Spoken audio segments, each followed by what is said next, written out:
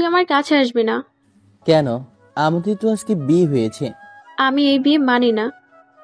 আমি মানছি এটা একটা অ্যাক্সিডেন্ট ভাবে বিয়েটা হয়েছে, কিন্তু তাও তো আমরা স্বামী স্ত্রী। কিসের স্বামী স্ত্রী? তুই আমার স্বামী হওয়ার যোগ্য? নিজেকে কি কখনো আয়নায় দেখেছিস? তুমি আমার সাথে এমন ভাবে কথা বলছো কেন? তো কিভাবে কথা বলবো, ছোট লোক কোথাকার? তুমি কি এই বিয়েতে রাজি ছিলে না? আমার কথাবার্তা শুনে কি মনে হয় আমি এই বিয়েতে রাজি? মনে হয়? তো আমাকে বিয়ে করলে কেন? কেন আমার জীবনটা নষ্ট করলে? কে তোকে বিয়ে করতে রাজি ছিল? হ্যাঁ, আমার আব্বুর সম্মান বাঁচাতে আমি এই বিয়ে করেছি। তোমার আব্বুর সম্মান বাঁচাতে আমার জীবনটা কেন নষ্ট করলে? কি দোষ করেছিলাম আমি? তোর কোনো দোষ নাই, সব দোষ আমার কপালের, যে আমার বয়ফ্রেন্ড ঠিক সময় আমাকে নিয়ে যেতে পারে নাই। তোমার বয়ফ্রেন্ড মানে? আমার বয়ফ্রেন্ড শাকিল আমাকে নিতে ঠিক সময় আসে নাই। আমি কিছু বুঝতে পারছি না তোমার কথা। আমাকে একটু সব পরিষ্কার করে বলবে? ঠিক আছে, তাহলে শোন, আমি শাকিলকে ভালোবাসি, কিন্তু আব্বুকে এই কথা বলার পরে আব্বু শাকিলকে খারাপ ছেলে বলে মানা করে দেয় এবং আমার বিয়ে আরেকজনের সাথে ঠিক করে দেয়। তো এই কথা শাকিলকে বলার পরে শাকিল ওই ছেলেটার সাথে আমার বিয়ে ভেঙে দেয়। এটা শুনে অনেক খুশি হয়েছিলাম, কিন্তু শেষ পর্যন্ত আব্বু তোর সাথে আমার বিয়ে ঠিক করে। আমি এই কথা শাকিলকে বলার অনেক চেষ্টা করেছিলাম, কিন্তু ফোনে তাকে পাই নাই, তাই পালাতেও পারি নাই, এবং শেষ পর্যন্ত কোনো উপায় না পেয়ে তোকে বিয়ে করতে রাজি হই। এখানে আসার পরে শাকিলকে আমি ফোনে পাই। আমি শাকিলকে সবটা খুলে বলি এবং শাকিল বলল যে কোনো সমস্যা নেই, আমি যদি তোকে ডিভোর্স দিতে পারি তাহলে শাকিল আমাকে বিয়ে করতে রাজি আছে। ডিভোর্স? ডিভোর্স। তুই তো এমন রিয়েক্ট করছিস যেন আমি তোর থেকে তোর জান কেড়ে নিচ্ছি। মনে মনে ভাবলাম, একজন বিবাহিত ছেলের কাছে তার বউ তার চেয়ে কোনো দিক দিয়ে কম না। না, মানে তা না, কিন্তু কোনো কিন্তু না, তোর সাথে আমি আর এক মুহূর্ত থাকতে পারবো না। আর আমাদের ডিভোর্স হওয়ার পরে আমার যে ভালো একটা মেয়ে দেখে বিয়ে করে নিস। আমাদের তো বিয়ে হয়ে গেছে, তাই তোমার ওই অতীত ভালোবাসাকে কি ভোলা যায় না? আমরা তো আবার নতুন জীবন শুরু করব। আমি শাকিলকে ভালোবাসি, আর তাই আমি ওর সাথে জীবন করব। আর যদি তুই আমাকে জোর করে তোর স্বামীর অধিকার ফলাতে আসিস তাহলে এর ফল ভালো হবে না। আমি এতটাও নিস না যে আমি কারোর কাছ থেকে জোর করে ভালোবাসা কেড়ে নেব। জানি জানি, বেশি জ্ঞান দিতে আসিস না। আর কালকে তুই উকিলের সাথে কথা বলবি নাকি আমি বলবো? তোমাকে যেতে হবে না, আমি কথা বলবো। ঠিক আছে, আর একটা কথা, তুই আমাকে আপনি করে বলবি। কিন্তু আমি চাই না আমাদের মধ্যে যে কথাবার্তা হয়েছে সেই কথা আমার মা বাবা আর বোন জানুক। কেন? জানলে সমস্যা কি? আর ডিভোর্সের পরে এমনিই জানতে পারবি তখন। ওই সময় আমি সামনে নেব, কিন্তু আমাদের মধ্যে এই কথা বাইরে কেউ জানতে পারবে না। তাই আমি সবার সামনে তুমি করে বলবো, আর তুমিও রাজি থাকলে বলো। ঠিক আছে, আমি রাজি। আর এখন থেকে তুই নিচে ঘুমাবি। কেন? আমার রুম আর আমি নিচে ঘুমাবো? চুপ, আমি কিছু বুঝি না নাকি? আমি ঘুমাবো আর তুই আমার সাথে যদি উল্টাপাল্টা কিছু করে বসিস তার বেলায়? আমি কিছু করব না, যাও। না, তোর প্রতি কোনো বিশ্বাস নাই। তুই নিচে ঘুমাবি নাকি আমি লোক ডেকে তোর নামে মিথ্যা অভিযোগ দিব? না না, আমি নিচে ঘুমাবো। ঠিক আছে, শুভরাত্রি। ঋতু ঘুমিয়ে পড়ল। এবার আমি আমার পরিচয় দিই। আমার নাম শান্ত। আমি বাবা মায়ের দুই মাত্র সন্তান। এক আমি, আরেকজন আমার বোন রিয়া। আমি এবার অনার্স শেষ বর্ষের ছাত্র, আর আমার বোন ক্লাস 10-এ এবার এসএসসি পরীক্ষা দেবে। আমার বাবা একটা বিজনেস আছে, আর আমার মা একজন গৃহিণী। আর যার সাথে এতক্ষণ কথা হলো, এ হলো আমার বিয়ে করা বউ। কিন্তু আমাদের বিয়ে হঠাৎ করে হয়ে গেছে। সে যাই হোক, সেটা গল্পে জানতে পারবেন। ওর নাম রুহি। ওর বাবা আনিক রহমান, একজন বিজনেসম্যান। রুহির মা একজন গৃহিণী।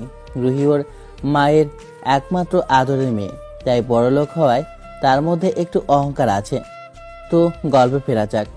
আমি ওখান থেকে বের করে নিতে চলে আসলাম, আর ওইদিকে রুহি। আমি কি বেশি বেশি করে ফেলছি নাকি? না, একদম না। নিজের ভালোবাসা পাওয়ার জন্য সব করব। তাও ছেলেটা অনেক ভালো। এই কয়েক মুহূর্তে কেমন একটা মায়া হয়ে গেছে। সে যাই হোক, আমি এখন ঘুমাই।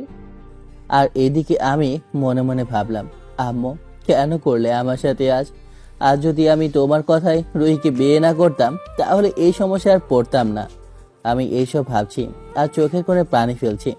মনে মনে ভাবলাম, একজন বিবাহিত ছেলের বাসরাত নিয়ে অনেক স্বপ্ন থাকে, আর আমার বেলায় আমার বাসরাতে কিনা আমার বউ আমাকে কাছে থেকে ডিভোর্স দিতে যাচ্ছে। আপনারা এতক্ষণ যা শুনলেন তা বুঝতে হলে ফ্ল্যাশব্যাক থেকে ঘুরে আসতে হবে। ফ্ল্যাশব্যাক। আজ আমি বন্ধুদের সাথে বাইরে, তখন আমার ফোনে একটা ফোন আসে, সেটা আমার আম্মুর। হ্যালো। এই হারামজাদা, কই তুই? এই তো বন্ধুদের সাথে আছি। কেন? আমি তোকে আজ সকালে কি বলেছিলাম? মনে মনে ভাবলাম কি বলেছিল আল্লাহ জানে। আজ সকালে আমি বাইরে যাব তখন। শান্ত, আজ আমার ছোটবেলার বান্ধবীর মেয়ের বিয়ে, তাই আমরা তাদের বাসায় যাব। তাড়াতাড়ি চলে আসিস। আচ্ছা ঠিক আছে, বাইরে যেতে যেতে। কি রে, চুপ কেন? মনে নেই তাই তো? হ্যাঁ মনে পড়েছে। তো তোমরা যাও, আমি যাব না। তোকে সাথে নিয়ে যেতে বলেছে। আম্মু, আমি যেতে পারবো না, আমার এখন কাজ আছে। আমি কিচ্ছু শুনতে চাই না, এক্ষুনি তুই বাসায় আসবি। ব্যাস, রাখলাম। হ্যালো আম্মু। হ্যালো হ্যালো আম্মু। যা, ফোনটা কেটে দিল। এই আমি গেলাম, আমাকে বাসায় আম্মু ডেকেছে। কেন? এই তো আসলি, এখন চলে যাবি? আরে আম্মুর কোনো বান্ধবীর মেয়ের বিয়ে, তাই সেখানে যেতে হবে। আরে বিয়েই তো তোর, না গেলে সমস্যা হবে না? আন্টিকে মানা করে দে। আরে আমিও তো আম্মুকে তাই বললাম, কিন্তু শুনলো না। আচ্ছা যা তাহলে। Okay bye. আমি বাসায় চলে আসলাম। এসে ওগো, দেখো তোমার গুণধর ছেলে এসেছে। তা বাপ, কি কাজ করে আসলে? তোমার বৌমাকে সময় দিতে গিয়েই তো আমি লেট হয়ে গেছি। আব্বুর সাথে আমি একদম ফ্রি। চুপ হারামজাদা, বাপের সাথে কিভাবে কথা বলতে হয় ভুলে গেছে? এর মধ্যে আম্মু চলে এলো। কখন থেকে তোর জন্য অপেক্ষা করছি, আর তুই এখন এলি? আরে মুখের ভাষাও বোঝে না, কয়েকটা দেও, তারপর ঠিক হবে। তুই চুপ কর, খালি ঝামেলা বাড়াস। তোকে মারাই উচিত, তোকে আম্মু করিয়ে এনেছিল। আব্বু, আমাকে তোমরা কুড়িয়ে এনেছো? শান্ত, আব্বু তোকে সান্ত্বনা দিচ্ছে। হি। ধমক দাও কেন? কয়েকটা মার দাও, দেখো সোজা হয়ে যাবে। আম্মু, আমি কিন্তু ওকে এবার মারবো বলে দিলাম। আর আমি তোকে মারবো, খবরদার আমার মেয়েকে মারবি না। আরে আমার পোড়া কপাল, কেউ আমাকে ভালোই বাসে না। এই হাসে তো দাঁত ভেঙে দেব। আম্মু, অনেক হয়েছে শান্ত, চল তাড়াতাড়ি, এমনিতেই অনেক দেরি হয়ে গেছে। আমি কি এইভাবে যাব নাকি? কেন, ভালোই তো লাগছে, একদম হিরো আলমের ছোট ভাই। তাহলে আমি যাবই না, তোমরা যাও। এই, তুমিও না? না, আমার ছেলেকে এই ড্রেসেই হিরো হিরো লাগছে। এই তুমিও না? এই তখন আম্মু বলল, এই তুমিও না? আমার ছেলেকে ওই ড্রেসে হিরো হিরো লাগছে। এমন ভাব নিচ্ছে মনে হচ্ছে ওর বিয়ের জন্য বউ আনতে যাচ্ছি। আম্মু। এই, অনেক হয়েছে, এবার চলো সবাই। আমরা চলে আসলাম আমার বান্ধবীর বাসায়। এসে বাবা, আম্মু খুব সুন্দর করে সাজিয়েছে তো। এত খুশি হও না, তোর বিয়েতে এসব কিছুই পাবা না। এই, তোরা কি কোনো জায়গায় শান্ত থাকিস না নাকি? তোমার ছেলেকে বোঝাও, নাম তো রাখছো শান্ত, কিন্তু নামের সঙ্গে আচার আচরণের কোনো মিল নেই। এই চুপ, অনেক হয়েছে, চল ভিতরে চল। ভেতরে যেতেই আম্মুকে একটা মহিলা জড়িয়ে ধরলো। এটা আমার বান্ধবী হবে হয়তো। কি রে, তোর আসতে কোনো সমস্যা হয় নাই তো? তো বল, কেমন আছিস? তোকে তো সেই আমার বিয়েতে দেখেছি, আর দেখাই করিস নাই। আমি ভালো আছি, আর সংসারের কাজে কোথাও যেতেই পারি না, তাই তোর সাথে দেখা করতে পারি নাই, সরি রে।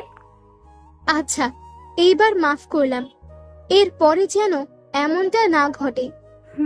একদম। তো কেমন আছেন দুলা ভাই? এই তো আলহামদুলিল্লাহ ভালো, আপনি? আলহামদুলিল্লাহ। তো এরাই কি শান্ত আর রিয়া? হুম। শান্ত তো দেখছি অনেক বড় হয়ে গেছো, আর সুন্দরও হয়েছো। আর রিয়া একদম পরী। দেখতে হবে না তার সন্তান? আমি মনে হয় কেউ না। না, কেউ না। হয়েছে, এবার তোরা রুমে যা, একটু রেস্ট নে। আন্টি, আমি বাসাটা কি ঘুরে দেখতে পারি? আরে বাবা, এতে আবার জিজ্ঞেস করার কি আছে? যাও ঘুরে দেখো। আমি বাসাটা ঘুরে ঘুরে দেখতে লাগলাম, আর আম্মু আব্বু রুমে চলে গেল। আমি চারদিকে ঘুরছি, তখন একটা কিছু দেখে আমার চোখ আটকে গেল। আরে ভাই, আমার চোখ একটা সুন্দরী পরীকে দেখে আটকে গেছে। মনে হচ্ছে জান্নাত থেকে নেমে আসা কোনো পরী। আমি মেয়েটিকে দেখছি, তখন মনে হলো কেউ আমাকে ধাক্কা দিচ্ছে। এটা আর কেউ না, আমার বোন রিয়া। এই, এখানে কি করছিস? চল, আম্মু ডাকছে। তুই যা, আমি আসি। রিয়া চলে গেল। আমি আবার মেয়েটার দিকে তাকালাম, কিন্তু মেয়েটা কই? মনে মনে ভাবলাম, কি রে, কোথায় গেল? এখানেই তো ছিল। সব হয়েছে রিয়ার জন্য, সব সময় ভুল সময় আসবে। তারপর আমি আম্মুর রুমে যাব, কিন্তু রুমটা খুঁজে পাচ্ছি না। তাই আম্মুকে ফোন করলাম। হ্যালো আম্মু। কি রে, কই তুই? আর আম্মু, ওই রুমটাই তো খুঁজে পাচ্ছি না। তোর দ্বারা কিচ্ছু হবে না। তুই এখন কোথায়? আমি নিচে, মানে দরজার কাছে আছি। হুম, আমরা উপরে 3 নম্বর রুমে আছি, চলে আয়। আসছি। আমি রুমে গেলাম, গিয়ে দেখি ওই পরীটা আম্মুর সাথে কথা বলছে। আমি দেখে তো মহা খুশি। যা, আমি ভাবতে লাগলাম কিভাবেই পরীকে নিজের করা যায়। আমি ভাবছি তখন আমার বোন। এই, এখানে দাঁড়িয়ে আছিস কেন? ও, আমার থেকে অনুমতি লাগবে? ঠিক আছে, তোকে অনুমতি দিলাম, এবার চলে আয়।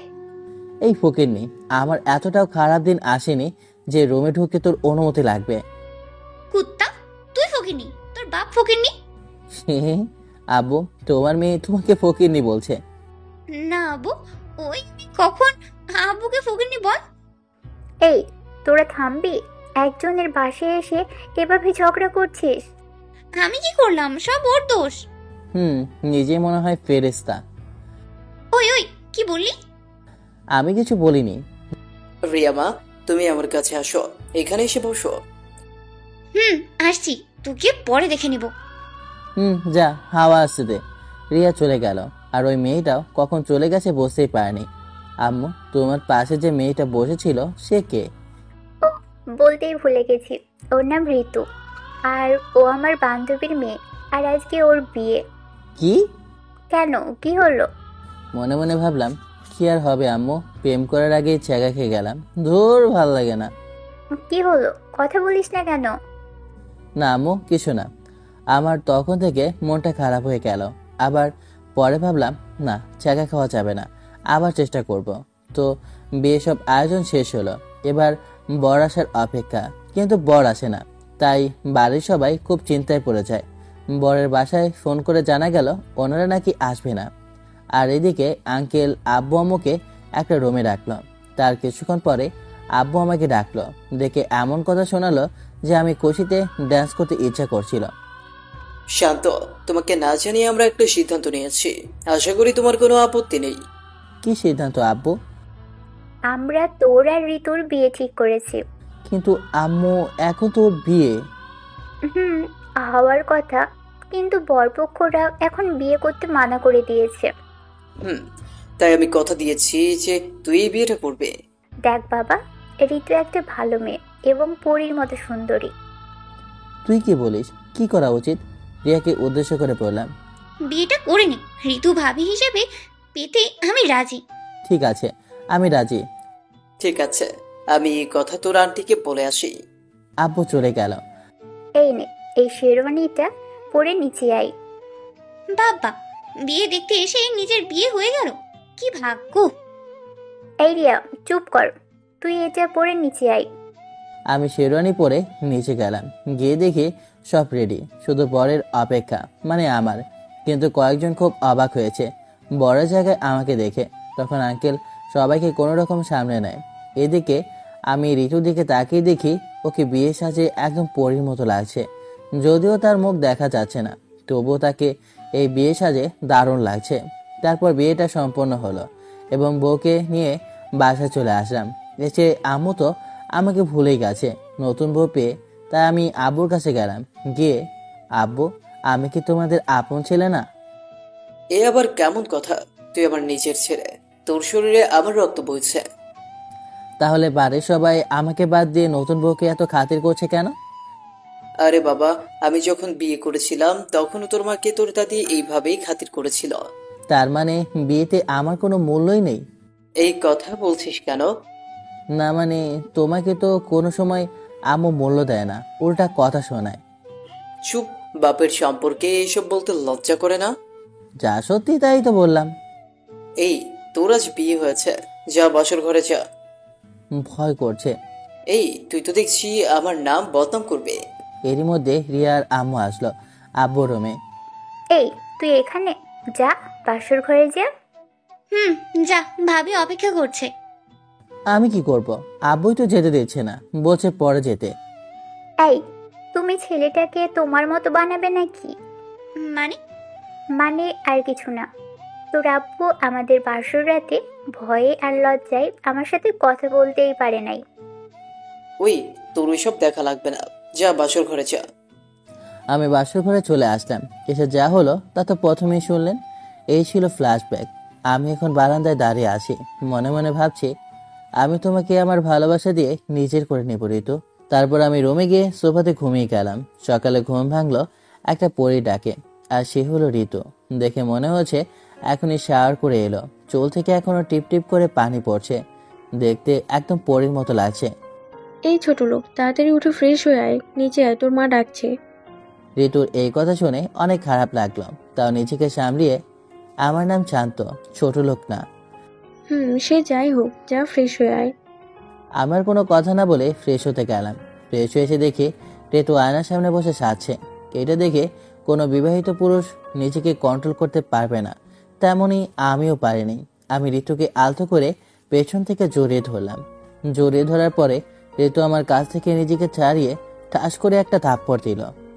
এই ছোট লোক, তোর সাহস কিভাবে হয় আমাকে এভাবে জড়িয়ে ধরার? কেন? আমি তোমার স্বামী, তাই আমার পুরো অধিকার আছে তোমাকে জড়িয়ে ধরার। ভুলে যাস না, আমি তোকে স্বামী হিসেবে মানি না। আর বাসর ঘরে কি বলেছি ভুলে গেছিস নাকি? না, ভুলিনি। না ভুললেই ভালো। দ্বিতীয়বার এমন করলে তোকে যে কি করব আমি নিজে জানি না। ঠিক আছে, মাথা নিচু করে বললাম। নিচে আয়, তোকে ডেকে গেল। তারপর নিচে গেলাম, গিয়ে দেখি সবাই খাবার টেবিলে বসে আছে। মনে হয় আমাদের অপেক্ষায় আছে। আমি গিয়ে আব্বুর পাশে বসবো। তখন, কিরে আমার পাশে বসছিস কেন? তো কোথায় বসবো? যা ঋতুর পাশে গিয়ে বস। কি আর করার, ঋতুর পাশে গিয়ে বসতে হলো। কিন্তু আমি ঋতুর পাশে বসেছি, সেই জন্য ঋতু একটু বিরক্ত লাগলো। আমি ঋতুর পাশে বসে খাবার খাচ্ছি। তখন, শান্ত, তোর আজকে কোনো কাজ আছে নাকি? না, কেন? ভালো, তাহলে তুমি খাবার খেয়ে ঋতুকে নিয়ে ওর বাসায় যাবে। আমি যাব না, ও একাই যাক। পাশ থেকে, ঋতু একা যাবে কেন? তুই এখন ওর বর, আর এটা নিয়ম, তাই তোকেও যেতে হবে। কিন্তু কোনো কিন্তু না, যাও গিয়ে ব্যাগ গুছিয়ে নাও। কি আর করার, ওপরে এসে ব্যাগ গোছিয়ে নিলাম, আর ঋতুর ব্যাগ গোছিয়ে নিল। তারপর আব্বু আম্মুকে বিদায় জানিয়ে চলে গেলাম ঋতুর বাসায়। ঋতুর বাসায় এসে, তো তোমাদের আসতে কোনো সমস্যা হয় নাই তো? না, কোনো সমস্যা হয়নি। ঋতুমা, যা শান্তকে তোর রুমে নিয়ে যা। ও আমার রুমে কেন থাকবে? গেস্ট রুম তো আছেই। বাসার ভেতর থেকে, ঋতু, এটা কি ধরনের কথা? ভুলে যেও না, শান্ত এখন তোমার বর। কিসের বর?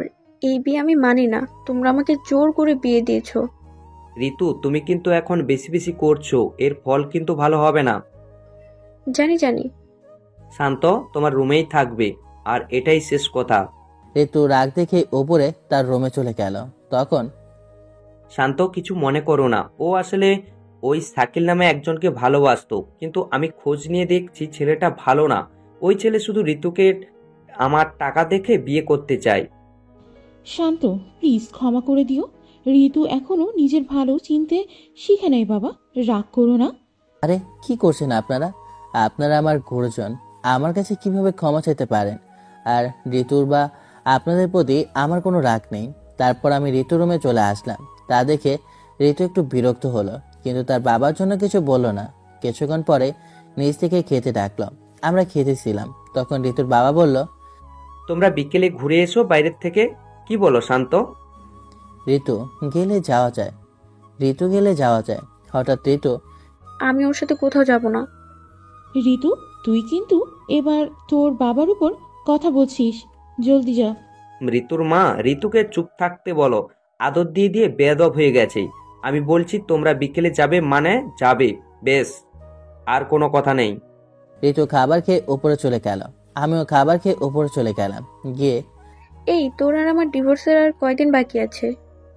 আমি উকিলের সাথে কথা বলেছি।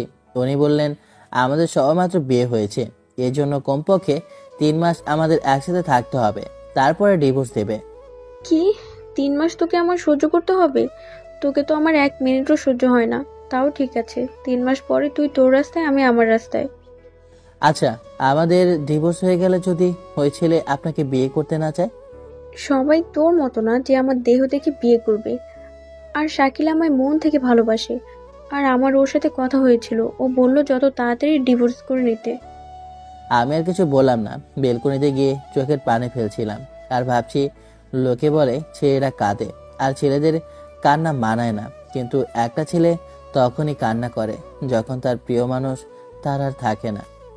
ঋতুকে যেদিন দেখেছি সেই দিন থেকে আমার মনে ওকে নিয়ে একটা ভালো লাগা, একটা আলাদা অনুভূতি জেগেছিল, কিন্তু কখনো ভাবিনি যে ঋতুকে আমার বউ হিসেবে পাবো। কিন্তু তারপরেও তাকে পেলাম। মনে হয় ঋতু আমার ভাগ্যে নেই। যদি আমার ভালোবাসা পরিপূর্ণ হয়ে থাকে, ঋতুকে আমি পাবই, কিন্তু এই আশাটাই যে মাটি। তবুও ঋতুর সাথে কিছু সময় তো কাটাতে পারবো, এইসব ভাবছি আর নিজের ভাগ্যকে দোষারোপ করছি। কিছুক্ষণ পরে নিচ থেকে ডাক পড়লো। নিচে গিয়ে দেখি ঋতু দাঁড়িয়ে আছে এবং ওকে দেখে খুশি খুশি লাগছে। এই আশাটাতে মাটি, তবুও ঋতুর সাথে কিছু সময় তো কাটাতে পারবো, এইসবই ভাবছি আর নিজের ভাগ্যকে দোষারোপ করছি। কিছুক্ষণ পরে নিচ থেকে ডাক পড়লো। নিচে গিয়ে দেখি ঋতু দাঁড়িয়ে আছে এবং ওকে দেখে খুশি খুশি লাগছে কেন, তার কারণটা অজানা। তারপর ঋতুর বাবা আর মার কথা অনুযায়ী ঋতুর সাথে বাইরে ঘুরতে গেলাম।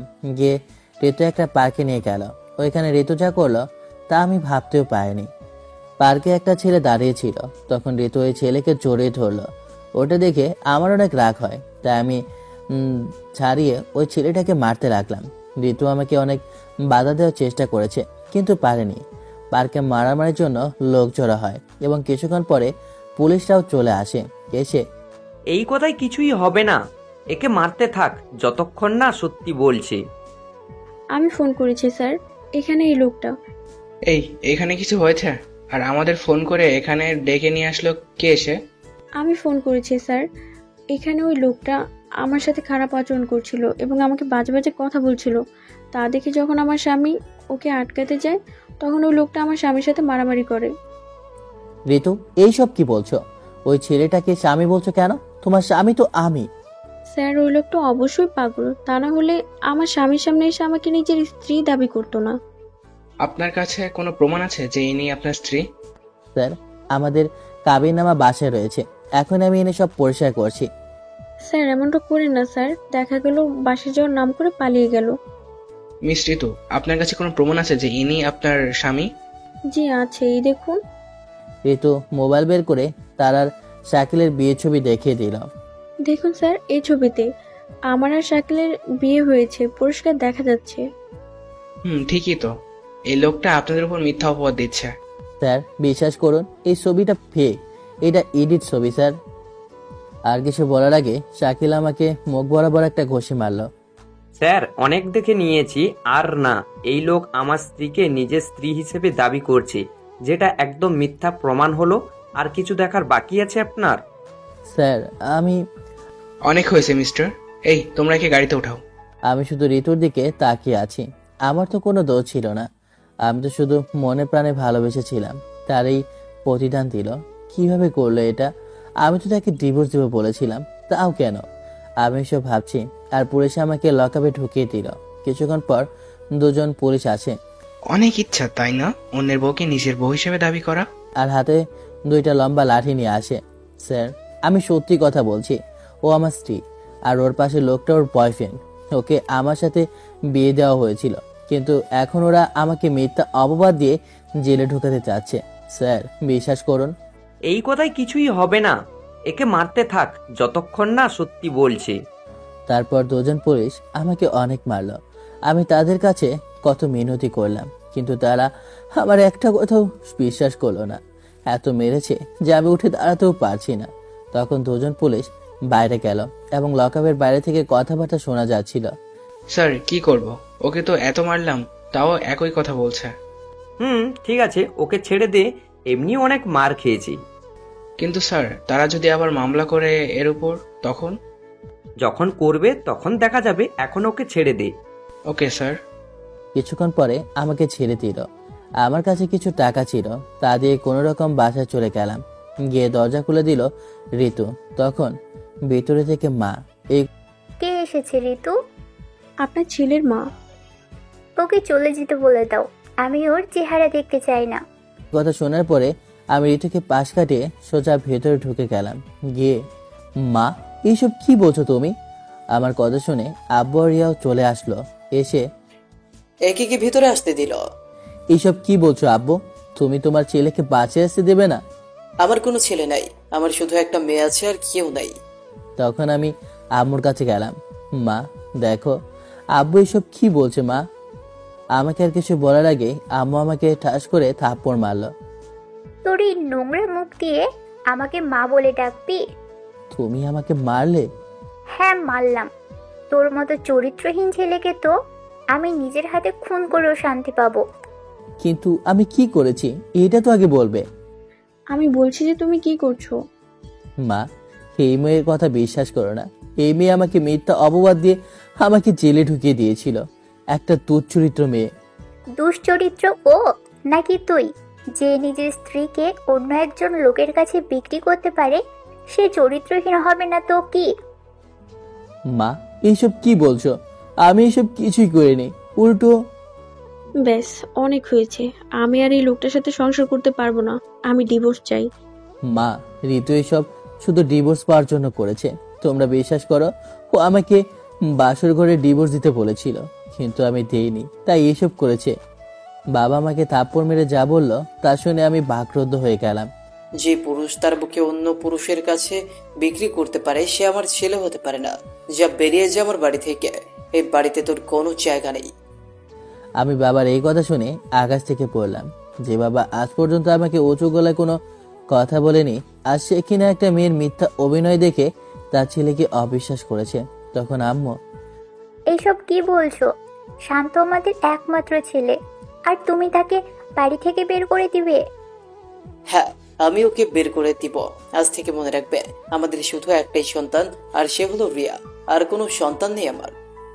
কিন্তু এত রাতে ও কোথায় যাবে? বরং আজ রাতে এখানেই থাকুক। না, ওর মতো ছেলের মুখ আমি দেখতে চাই না। ওকে বলো ওর সব জিনিসপত্র নিয়ে এখান থেকে চলে যায় এখনই। কিন্তু আমি আর কোনো কথা শুনতে চাই না। তারপর বাবা আম্মু আর রিয়াকে নিয়ে রুমের ভেতরে চলে গেল। আমি ওখানে আর দাঁড়িয়ে না থেকে আমার রুমে চলে গেলাম। গিয়ে দেখি ঋতু আমার সব জামা কাপড় ব্যাগে গুছিয়ে দিচ্ছে। আমি যে দরজায় দাঁড়িয়ে আছি তা হয়তো খেয়ালই করেনি, তাই আমি একটু দরজায় টোকা দিয়ে শব্দ করলাম। তখন ঋতু আমাকে দেখে, ও তুই এসেছিস, তাহলে বল এখানে কোন শার্টটা প্যাক করব। নিশ্চুপ হয়ে দাঁড়িয়ে আছি। কি রে বল। আচ্ছা যা, তোর বলা লাগবে না, আমি বরং দুটোই প্যাক করে দিই। ঋতু জামা কাপড় গোছাচ্ছে। তখন, কেন করলে এমন? আমি তো তোমাকে ডিভোর্স দিব বলেছিলাম, তাহলে কেন আমার পরিবারের সামনে আমাকে এত নিচু করলে? ও খুব খারাপ লাগছে তাই না? সেই সরি। আমি তোমার এইসব কথা শুনতে চাই না। আমাকে বলো কেন করলে এমন, বলো কেন? এই কাকে ধমক দিস? আমি শুধু একটু অভিনয় করেই তোর এই অবস্থা করলাম, তাহলে ভাব আমি আর কি কি করতে পারি। আর কেন তোকে মারলাম, কারণ তুই আজ পার্কে শাকিলকে কেন মারলি? কেন কেউ আমার বউকে জড়িয়ে ধরবে আর আমি চুপ থাকবো? বউ? কার বউ? আমি তো তোকে স্বামী হিসেবেই মানি না, তাহলে বউ কোথা থেকে আসে? আজ হয়তো কেউ আমাকে বা আমার কথা বিশ্বাস করবে না, কিন্তু এক সময় এইসব কিছু সবার সামনে আসবে, আর তুমিও আমাকে ফিরে পাবার জন্য অনেক কান্না করবে, কিন্তু আমাকে পাবে না।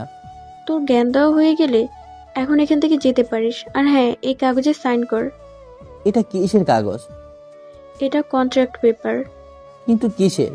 আমার আর তোর ডিভোর্সের। আর এতে লেখা আছে 3 মাস পরে আমার আর তোর ডিভোর্স হয়ে যাবে, তো এখানে সাইন কর। আমি সাইন করে আমার সব জিনিসপত্র নিয়ে বাসা থেকে চলে আসলাম। আর ভাবছি, মনে মনে ভাবছি, যারা আমার একটু ব্যথা সহ্য করতে পারতো না, যারা আমাকে ছাড়া এক মুহূর্ত চলতে পারতো না, আজ তারাই আমাকে মিথ্যা অপবাদ দিয়ে বাড়ি থেকে বের করে দিল। আমি এসব ভাবছি আর রাস্তা দিয়ে হেঁটে যাচ্ছি, আর ভাবতে ভাবতে কখন যে রাস্তার মাঝখানে চলে এসেছিলাম বুঝতেই পারিনি। হঠাৎ আমার চোখে গাড়ির হেডলাইটের আলো এসে পড়লো, তাই বামে তাকিয়ে দেখি একটা গাড়ি অনেক দ্রুত গতিতে আমার দিকে আসে। আমি রাস্তা থেকে সরে যাব তারও সময় পেলাম না। তার আগে গাড়িটা আমাকে ধাক্কা দিল আর আমি কয়েক মিটার দূরে গিয়ে পড়ি। তখন রাস্তায় বেশি মানুষ ছিল না, কিছু মানুষ ছিল, আর পুরো রাস্তায় রক্তে ভরে গেছে। আর ওই সময় ওই গাড়ি থেকে একটা বৃদ্ধ ব্যক্তি আর একটা মধ্যবয়সী একটা মেয়ে বেরিয়ে আমার দিকে ছুটে আসে। আমি আর কিছু দেখার আগে অজ্ঞান হয়ে যাই। আর যখন জ্ঞান ফেরে তখন দেখি আমি একটা রুমে রয়েছি।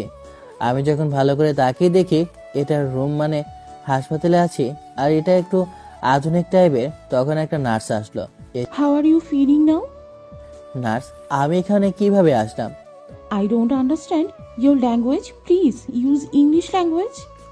আমি আপনার ভাষা বুঝতে পারছি না, দয়া করে ইংরেজি ভাষা ব্যবহার করুন।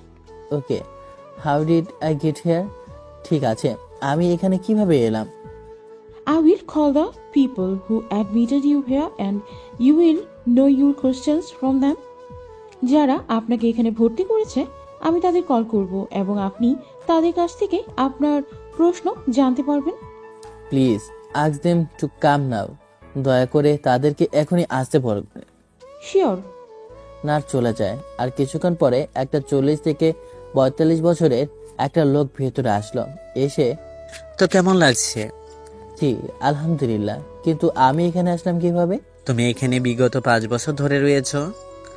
কি? মনে মনে 5 বছর ধরে আমি অজ্ঞান অবস্থায় এখানে আছি। আমার মা বাবা, আমার ছোট বোন, আমার পরিবার কোথায়? আমার জীবন থেকে 5 বছর চলে গেল। আমি এখানে আসলাম কিভাবে? আমি তো রাস্তায় ছিলাম, কিছুই ভাবতে পারতেছি না, মাথা ব্যথা করছে। তারপর আমি আবার অজ্ঞান হয়ে যাই। তার কিছুক্ষণ পরে আমার জ্ঞান ফেরে। আমি সামনে তাকিয়ে দেখি ওই আঙ্কেল আমার বাম পাশে, আর তার পাশে একটা আমার সমবয়সী একটা মেয়ে। আমার ডান পাশে একটা ডাক্তার রয়েছে। তখন The patient's head was too much. Now it's fine, you can talk. Then I will go.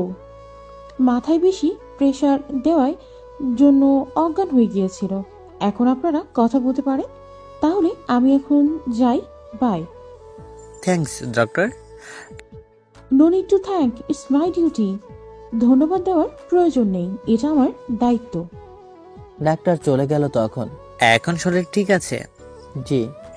আমি জানি তোমার মনে অনেক প্রশ্ন রয়েছে। তুমি আগে পুরোপুরি সুস্থ হয়ে যাও, তারপর সব প্রশ্নের উত্তর পেয়ে যাবা। প্লিজ এখন বলুন, আমার জানা অনেক দরকার, প্লিজ আঙ্কেল। সরি, তুমি সুস্থ হও তাইলেই সব বলবো। আমি তোমার রিলিজ কবে দিবে তা জেনে আসি। ততক্ষণে তুমি মারিয়ার সাথে কথা বলো, ঠিক আছে? আমাকে তারা হাসপাতাল থেকে বের করে গাড়ি করে তাদের বাসায় নিয়ে যাচ্ছেন। আমি রাস্তার আশেপাশে বিল্ডিং দেখে মনে হচ্ছে আমি বাংলাদেশে না, অন্য কোথাও আছি। কিছুক্ষণ চলার পরে আমাকে তারা তাদের বাসায় নিয়ে যায়। আমি তাদের বাসা থেকে অবাক, কত বড়! আমাদের বাসা থেকেও দ্বিগুণ বড় হবে। তারা আমাকে বাসার ভেতরে নিয়ে গেলেন, আর ভেতরটা একদম রাজপ্রাসাদের মতো। তখন তো শান্ত, কেমন লাগলো বাসা? অনেক সুন্দর তোমাদের বাসা। মারিয়া মা, তুমি ওর নামও জেনে গেছো? জি বাবা। আমাকে মারিয়া একটা রুম দেখিয়ে দিয়ে, শান্ত, এটা তোমার রুম পছন্দ হয়েছে? অনেক। তাহলে তুমি বিশ্রাম নাও, আর কোনো কিছু প্রয়োজন পড়লে আমাকে ডাক দিও। আমি তোমার রুমের পাশেই আমার ঠিক রুম, ঠিক আছে? তো বাই। মারিয়া চলে গেল। আমি গিয়ে বিছানায় শুয়ে পড়লাম। আমি আমার পরিবারের কথা ভাবতে ভাবতে কখন যে ঘুমিয়ে পড়েছি বুঝতে পারিনি। ঘুমের মধ্যে আমার অনুভব হলো আমার গালকেও হাত রেখেছে এবং চুল বুলিয়ে দিয়েছে। আমি সাথে সাথে চোখ খুলে দেখি, আমি অবাক হয়ে গেলাম। আমি চোখ খুলে দেখি মারিয়া আমার মাথার পাশে বসে আমার মাথায় হাত বুলিয়ে দিচ্ছে। আমার চোখ খুলতে দেখে সাথে সাথে আমার কাছ থেকে সরে গেল। আমি বিছানায় উঠে বসলাম। তখন কখন আসলে? এই কিছুক্ষণ আগে তো। এখন তোমার শরীর কেমন? এখন একটু সুস্থ বোধ করছি। ভালো, এখন নিচে চলো, আব্বু আমার খাবার নিয়ে অপেক্ষা করছে। তুমি যাও, আমি ফ্রেশ হয়ে আসি। তাড়াতাড়ি এসো। মারিয়া চলে গেল। আমি ওয়াশরুমে গিয়ে ফ্রেশ হয়ে নিচে গেলাম। গিয়ে দেখি আঙ্কেল খাবারের সামনে নিয়ে বসে আছে। আরে আঙ্কেল, আমার জন্য অপেক্ষা করতে গেলেন কেন? আপনি খেয়ে নিতেন, আমি না হয় পরে খেয়ে নিতাম। এ কি কথা? তুমি আমাদের অতিথি, তুমি না খেলে আমরা কিভাবে খাই? এসো বসো। আমি মারিয়ার সামনাসামনি হয়ে বসে পড়লাম। কিছুক্ষণ পরে দেখি মারিয়া তার চেয়ার থেকে উঠে এসে আমার পাশের চেয়ারে বসে পড়ল। আমি ওই দিকে নজর না দিয়ে খেতে লাগলাম, কিন্তু খাওয়ার সময় মারিয়া আমাকে ওটা আমার প্লেটে দিচ্ছে। আমি আরো বেশি অবাক হচ্ছি, আঙ্কেল মারিয়াকে কিছু বলছে না। মারিয়ার পাগলামি আর চোখে দেখছি যে আমার চোখ এড়িয়ে গেল না, আর দেখে মুচকি হাসছে। কিছুক্ষণের মধ্যে খাওয়া শেষ হলো। আঙ্কেল হলরুমে বসে টিভি দেখতে লাগতেন, আর এদিকে মারিয়ার পাগলামি আমাকে হাজারটা কথা বলছে। আমি কি করেছি, আমার পরিবার, আমি কোথায় থাকতাম, তারপর নিজের কিছু কথা বলছে। কিন্তু হ্যাঁ, মেয়েটা খুব মিশুক প্রকৃতির। অনেক তাড়াতাড়ি আমার সাথে ওর ভাব জমে গেছে। আমি হঠাৎ বলে বসলাম, মারিয়া, এবার বলো আমি এখানে কিভাবে আসলাম? এখন আমি সুস্থ আছি। আমার কথা আঙ্কেল শুনে ফেলেছে। এখন তোমার জানা দরকার। তাহলে শোনো, আমি বাংলাদেশের ব্যবসার কাজে গেছিলাম, আর আমার সাথে মারিয়া বাংলাদেশ দেখতে গেছিল। আমি কাজ শেষ করে আমি আর মারিয়া গাড়ি করে বাসায় যাচ্ছি। তখন মারিয়া জেদ ধরলো সে নাকি গাড়ি চালাবে। আমি তার এই জেদের কারণে তাকে আমি গাড়ি চালাতে দিলাম, কিন্তু সে খুব গতিতে গাড়ি চালাতে লাগলো।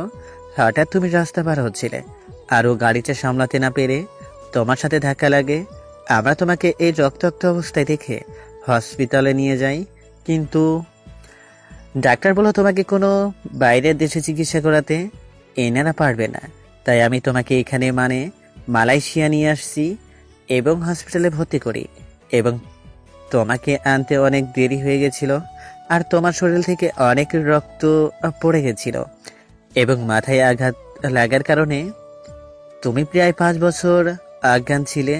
ডাক্তার অনেক চেষ্টা করেছে তোমার অজ্ঞান ফেরানোর, কিন্তু পারে না। কিন্তু দেখো, আল্লাহর রহমতে 5 বছর পরে তোমার জ্ঞান ফিরলো। এখন তুমি সুস্থ। এই খবর আমার পরিবারকে জানানো হয়েছিল না? তোমার মোবাইল ভেঙে গেছিল, তাই কাউকে খবর দিতে পারিনি। এবং পরে তোমার মোবাইলের সিম ঠিক থাকার জন্য অন্য মোবাইলে লাগিয়ে তোমার পরিবারের কাছে ফোন দিই। তখন একটা মেয়ে ফোন রিসিভ করে এবং তোমার কথা জিজ্ঞাসা করলে বলে তোমাকে তারা চিনে না। তাই বাধ্য হয়ে তোমাকে আমাদের সাথে রাখি। এবং মারিয়া ওই অ্যাক্সিডেন্টের পর থেকে কেমন চুপচাপ হয়ে গেছিল, কারোর সাথে কথা বলতো না, সব সময় তোমার সেবা করত। তোমার জ্ঞান ফেরার আগ পর্যন্ত তোমার সেবা করত। বাবা, তুমি আমার মেয়েকে ক্ষমা করে দাও, ও অনেক বড় ভুল করে ফেলেছে। আঙ্কেল কি বলছেন? যা হয়েছে তা ভুলে যান, আর আমিও কিছু মনে করিনি। আচ্ছা, আমার মোবাইলের সিমটা কি পেতে পারি? এই মোবাইল তোমার সিম তো আছে, আর আজ থেকে এইটা তোমার মোবাইল। আমার তরফ থেকে করতে পারবা না। কিন্তু আমরা কথা বলছিলাম, তখন মারিয়া দৌড়ে নিজের রুমে চলে গেল। শান্ত, তোমাকে একটা কথা বলে রাখবে। মোবাইলটা পাশে রেখে, কি কথা আঙ্কেল? আমি চাই তুমি মারিয়াকে বিয়ে করো। কি বলছেন আঙ্কেল? দেখো মা হারা মেয়ে আমার, আজ তোমার সাথে এত হাসি খুশির পাগলামি কোনোদিন দেখি নাই। প্লিজ শান্ত, আমাকে ফিরিয়ে দিও না। আমার হাত ধরে, আঙ্কেল আমার একটা অতীত আছে এবং আমি বিবাহিত। তুমি মিথ্যা বলছো। তুমি মারিয়াকে বিয়ে না করতে হয় তাই মিথ্যা বলছো। দরকার পড়লে তোমাকে আমি আমার সব সম্পত্তি দিয়ে দিব, তবুও আমার মেয়েকে বিয়ে করো। আগে আমার অতীত জেনে নেন, তারপর না হয়। শুনি তোমার অতীত। আমি ঋতু এবং এইখানে আসার আগ পর্যন্ত সব বলে দিলাম। দেখো, ওই মেয়ে হয়তো তোমাকে ডিভোর্স দিয়ে অন্য কারোর সাথে সুখে সংসার করতেছে, আর তুমি তাকে নিয়ে এখনো পড়ে আছো। আঙ্কেল, সে আমাকে ভালো না বাসলেও আমি তো তাকে ভালোবাসি। আর মূল কথা, আমি এখন ডিভোর্স পেপারে সাইন করিনি। আচ্ছা, এখন যদি তোমাকে ডিভোর্স পেপার দেই, তুই সাইন করবে? আপনার কাছে ডিভোর্স পেপার আসলো কোথা থেকে? আমার কথার আগে উত্তর দাও। সে যদি অন্য কাউকে পেয়ে সুখে থাকতে পারে, তাহলে আমিও পারবো।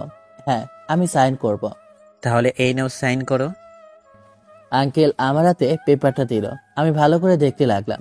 না, এটা আসল, এবং আসল কথা এখানে ঋতুর সাইন আছে। কিন্তু আঙ্কেল কোথায় বা পেল এটা? কি এত ভাবছো? সাইন করো। সাইন করে দিলাম। তুমি হয়তো ভাবছো এইটা আমার কাছে কিভাবে আসলো। তাহলে শোনো, তোমার মোবাইলে সিম লাগানোর পরে দীর্ঘ 2 মাসের পরে একটা ফোন আছে, এবং ফোনটা ছিল একজন উকিলের ফোন।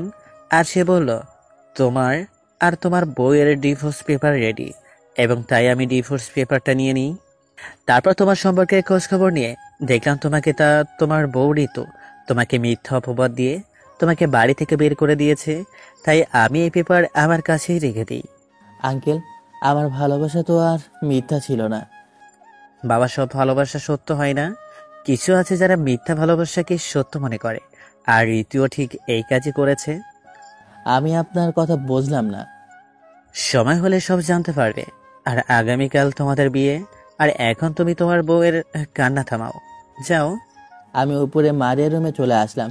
এসে দেখি মারিয়া ঘুমিয়ে আছে। ওর মাথার পাশে গিয়ে বসলাম। অন্ধকার রুমে জানালা দিয়ে চাঁদের হালকা আলোতে মারিয়াকে একদম পরীর মতো লাগছিল। ও চোখ দুটো ফুলে গেছে, কান্না করে এই অবস্থা করেছে।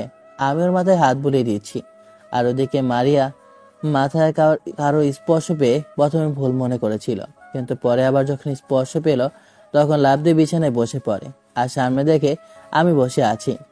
এদিকে মারিয়া হঠাৎ উঠে গেল। দেখে, কি হলো, উঠলে কেন? শুয়ে পড়ো, আমি তোমার মাথায় হাত বুলিয়ে দিচ্ছি। তুমি কখন এলে? চুপ হয়ে আমার চোখের দিকে তাকিয়ে আছে। কি হলো মারিয়া? বেশি হয় নাই, এসে দেখি তুমি ঘুমিয়ে আছো আর এই অবস্থা করেছো নিজের। বলে আমি মারিয়ার গালে হাত রাখলাম। মারিয়া আমার হাতে স্পর্শ পেয়ে নিজের হাত দিয়ে তার হাত ধরে রেখেছে। মারিয়ার যেন আমার এই স্পর্শ অনেক ভালো লাগলো। তার সব দুঃখ দূর হয়ে গেল। মারিয়া আবার কান্না শুরু করে দেয়। তখন আমি ওর চোখের পানি দেখে নিজের হাতে জল মুছে দিলাম। তখন, আমাকে ক্ষমা করে দিও শান্ত। আমার জন্য তুমি তোমার জীবন থেকে এই 5টা বছর হারালে। আমাকে ক্ষমা করে দিও। আমি আবার ওর চোখের পানি মুছে দিয়ে এই 5 বছর হারিয়ে জীবনে একজন সত্যিকারের ভালোবাসার মানুষ পেলাম। মানে আমি মারিয়াকে ভালোবেসে ফেলেছি। তার পাগলামি, তার শাসন করা, তার কথাবার্তা। চুপ করে আছে। সত্যি ভালোবাসি মারিয়া তোমাকে। I love you Maria. তোমার ওই মনে আমাকে এক বিন্দু জায়গা দিবে? তোমার অ্যাক্সিডেন্ট হওয়ার পরে নিজের কাছে খুব খারাপ লাগতো, এবং যখন শুনি তুমি আর জ্ঞান ফিরে পাবে না, তখন নিজেকে অপরাধী মনে হতে লাগলো। আর তাই সারাক্ষণ তোমার সেবা করতাম নিজের এই পাপের জন্য। কিন্তু কখন তোমাকে ভালোবেসে ফেলেছি আমি নিজেও জানি না। যখন শুনলাম তোমার জ্ঞান ফিরেছে, তখন মনে হচ্ছিল আমার জান ফিরে পেলাম। এবং এখন তুমি আমাকে প্রপোজ করছো। আমি আজ অনেক খুশি। নিজের ভালোবাসার মানুষ পেলাম। আমি খুব খুব খুশি। মারিয়া আমাকে জড়িয়ে ধরল। তার আগে তোমাকে আমার অতীত জানাতে চাই। মারিয়া বুকে মুখ রেখে, আমি জানি সব বাবা অনেক আগেই বলেছে। আর আমাকে তোমার অতীত নিয়ে কোনো মাথা ব্যথা নেই। আমার শুধু তোমাকে পেলেই হবে। এত ভালোবাসো আমাকে? আর জীবনে মা বাবার পরে সবচেয়ে তোমাকেই বেশি ভালোবাসি। তোমার এই ভালোবাসাও যদি রীতির মতো মিথ্যা ভালোবাসা হয়, তখন আমার থেকে তোমার ভালোবাসা আলাদা করতে হলে আমার জীবন নিয়ে নিতে হবে। আর আমি তোমাকে সত্যি ভালোবাসি, মিথ্যে না। আর তোমার জন্য একটা সারপ্রাইজ আছে। কি সারপ্রাইজ? সারপ্রাইজ হলো কাল তোমার বিয়ে। আমার কথা শুনে মারিয়া কান্না করতে লাগলো। তখন, আরে পাগলি, কার সাথে বিয়ে হবে জানো? না, আর জানতেও চাই না। আমি শুধু তোমাকে বিয়ে করব, আর কাউকে না। আরে পাগলি, কাল আমার আর তোমার বিয়ে হবে। তোমার বাবাই তো ঠিক করলো। সত্যি? খুশিতে আমার বাম গালে একটা পাপ্পি দিল। এটা কি হলো? এটাকে আদর বলে। কেন, ভালো লাগেনি? জানি, কিন্তু এক গালে দিলে কেন? 2 গালে দাও, না হলে আমার পাপ হবে। তুমি দেবে না? না, দেব না। কি করবা? ঠিক আছে বলে অন্যদিকে মুখ ঘুরিয়ে বসে রইলাম। মারিয়া এটা দেখে আমাকে, আমার বাবুটা কি রাগ করছে? কে তোমার বাবু? এই, তুমি আমার মিষ্টি বাবু। আমার নাক টেনে, আমি কারো বাবু না। ঠিক আছে, এসব অন্য গালে আদর করে দিই। লাগবে না বলে বিছানা থেকে উঠতে যাব, তখন মারিয়া আমাকে অবাক করে দিয়ে আমার ঠোঁট দুটো নিজের দখলে নিয়ে নিল। আমার মাথার পিছনে চুল খামচে ধরে টানা 10 মিনিট লিপ কিস করলো, তারপরে ছাড়লো। কি হলো, আমার বাবুটার রাগ কমেছে নাকি আছে? রাগ পানি হয়ে গেছে, পাথরের মতো দাঁড়িয়ে আছে। কেমন লাগলো গো আমার আদর? বলার বাইরে। এখন ঘুমিয়ে পড়ি, চলো। ঠিক আছে, তুমি ঘুমাও, আমি চাই। না, আমি তোমার বুকে মাথা রেখে ঘুমাবো। দেখো, বিয়ের আগে এইসব ঠিক না। আমি কিচ্ছু শুনতে চাই না। আমি তোমার সাথে তোমার বুকে মাথা রেখে এখানেই ঘুমাবো, মানে ঘুমাবো। আচ্ছা বাবা, ঠিক আছে। আমরা ঘুমিয়ে পড়লাম। মারিয়া আমার বুকে মাথা রেখে বাচ্চাদের মতো ঘুমিয়ে আছে। আমি ওর দিকে তাকিয়ে আমার সব অতীত ভুলে গেলাম। কখন ঘুমিয়ে পড়েছি নিজেও জানি না। সকালে উঠে দেখি মারিয়া এখনো ঘুমিয়ে আছে, তাই ওকে আর ডাকলাম না। আমি উঠে ফ্রেশ হয়ে রুমের বাইরে গিয়ে দেখি বাড়ি সাজানো হচ্ছে। তখন আঙ্কেল আমাকে দেখে, ও শান্ত, ঘুম কেমন হলো? ভালো, কিন্তু এখানে এসব কি হচ্ছে? মানে এই বাড়িটা সাজানো? কেন ভুলে গেলে? আজ তোমার আর মারিয়ার বিয়ে। ও, মাথা ছিল না, সরি আঙ্কেল। আজ থেকে আঙ্কেল না, বাবা বলে রাখবে। বাবার কথা শুনে বাবা মার কথা মনে পড়ে গেল। কেমন আছে তারা কে জানে। ভাবতে ভাবতে কখন চোখ থেকে দুফোঁটা পানি পড়ে গেল বুঝতেই পারেনি। আঙ্কেল তা দেখে, আরে কান্না করছে কেন পাগল ছেলে? না মানে বাবা মার কথা মনে পড়ে গেল। আজ তো খুশির দিন, আর আজ বিয়ের পরে তোমার সাথে স্পেশাল কিছু অপেক্ষা করছে। মানে বুঝলাম না। এটা মনে রেখো, আজ তুমি একটা অনেক বড় সারপ্রাইজ পাবে। কি সারপ্রাইজ? সারপ্রাইজ বললে তো আর ওটা সারপ্রাইজ থাকবে না, তাই না? তাও ঠিক। এখন মারিয়াকে ঘুম থেকে তুলে তুমি আর মারিয়া শপিং করতে যাবে। আঙ্কেল? ও সরি বাবা, এসবের কি দরকার ছিল? না, এটা বলে চলবে না। আমার জামাইকে আমি দিব, তোমার সমস্যা আছে? কিন্তু কোনে কিন্তু না। যাও মারিয়াকে ডেকে শপিং করতে যাও। আর এই নাও আমার ক্রেডিট কার্ড, যা পছন্দ হবে তাই নিবা, টাকা নিয়ে ভাববে না। বাবা, এটা কি একটু বেশি হচ্ছে না? কোনো বেশি হচ্ছে না, যাও তাড়াতাড়ি, দেরি হয়ে যাচ্ছে। আপনার ইচ্ছে। আমি এসে দেখি মারিয়া ঘুম থেকে উঠল। উঠে এদিক ওদিক তাকিয়ে দেখে আমি দরজার কাছে দাঁড়িয়ে আছি। তা দেখে রেগে চোখ লাল হয়ে গেল। তখন আমি ওর কাছে গেলাম। তো কেমন ঘুম হলো তোমার? চুপ করে আমার দিকে রাগীভাবে তাকিয়ে আছে। মারিয়া, এভাবে তাকিয়ে আছে কেন? আমার ভয় করছে। আমি বলা মাত্রই মারিয়া আমাকে মারতে আসছে। তখন, কুত্তা, তোকে আমি আমার সাথে ঘুমাতে বললাম না? আর তুই অন্য রুমে গিয়ে ঘুমিয়ে এসে বলেছিস কেমন ঘুমালো? আরে আমার কথা শোনো, আমি এখানে ঘুমিয়েছিলাম তোমার সাথে। এখানে উঠে তোমার বাবার সাথে কথা বলতে গিয়েছিলাম। তুই মিথ্যে বলছিস। না, বিশ্বাস না হলে তোমার বাবাকে বলো। আচ্ছা, বিশ্বাস করলাম। এখন কাছে এসে বসো, একটা মর্নিং কিস দাও। আমি পারবো না। তুই দিবি, তোর ঘাট দেবে, দে বলছি। আমি ওর গালে কিস দিব। তখন, এই কোথায় কিস দিচ্ছ? তো কোথায় দেব? কোথায় আবার? এখানে। ঠোঁট দেখে। আমি পারবো না বলে আমার ঠোঁট তার দখলে নিয়ে নিল। আর আমি চোখ বড় বড় করে তাকিয়ে আছি। মারিয়া আমার মাথার পেছনে চুল খামচে ধরে রেখেছে। অনেকক্ষণ হয়ে গেল, কিন্তু মারিয়া আমাকে ছাড়ছে না। আমি জোর করে ছাড়িয়ে নিয়ে দুজনেই হাঁপাচ্ছি। তখন, কি হলো? ছাড়িয়ে দিলে কেন? আর একটু হলেই গেছিলাম, অনেক হয়েছে। এখন ওটা ফ্রেশ হয়ে নাও, আমি আর তুমি শপিং এ যাবো। শপিং? ইয়ে! আমি আর মারিয়া শপিং এ গেলাম। গিয়ে আমার কিছু জামা কাপড় কিনলাম, সব মারিয়ার পছন্দের। আর মারিয়া আমার পছন্দের জামা কিনেছে। কেনাকাটা শেষ করে বাসায় আসলাম। এসে অবাক, এত তাড়াতাড়ি সব কাজ শেষ। পুরো বাসা একদম লাইটিং দিয়ে সাজানো। ভেতর অনেক মেহমান চলে এসেছে। আঙ্কেল আমাকে আর মারিয়াকে রেডি হতে বলল।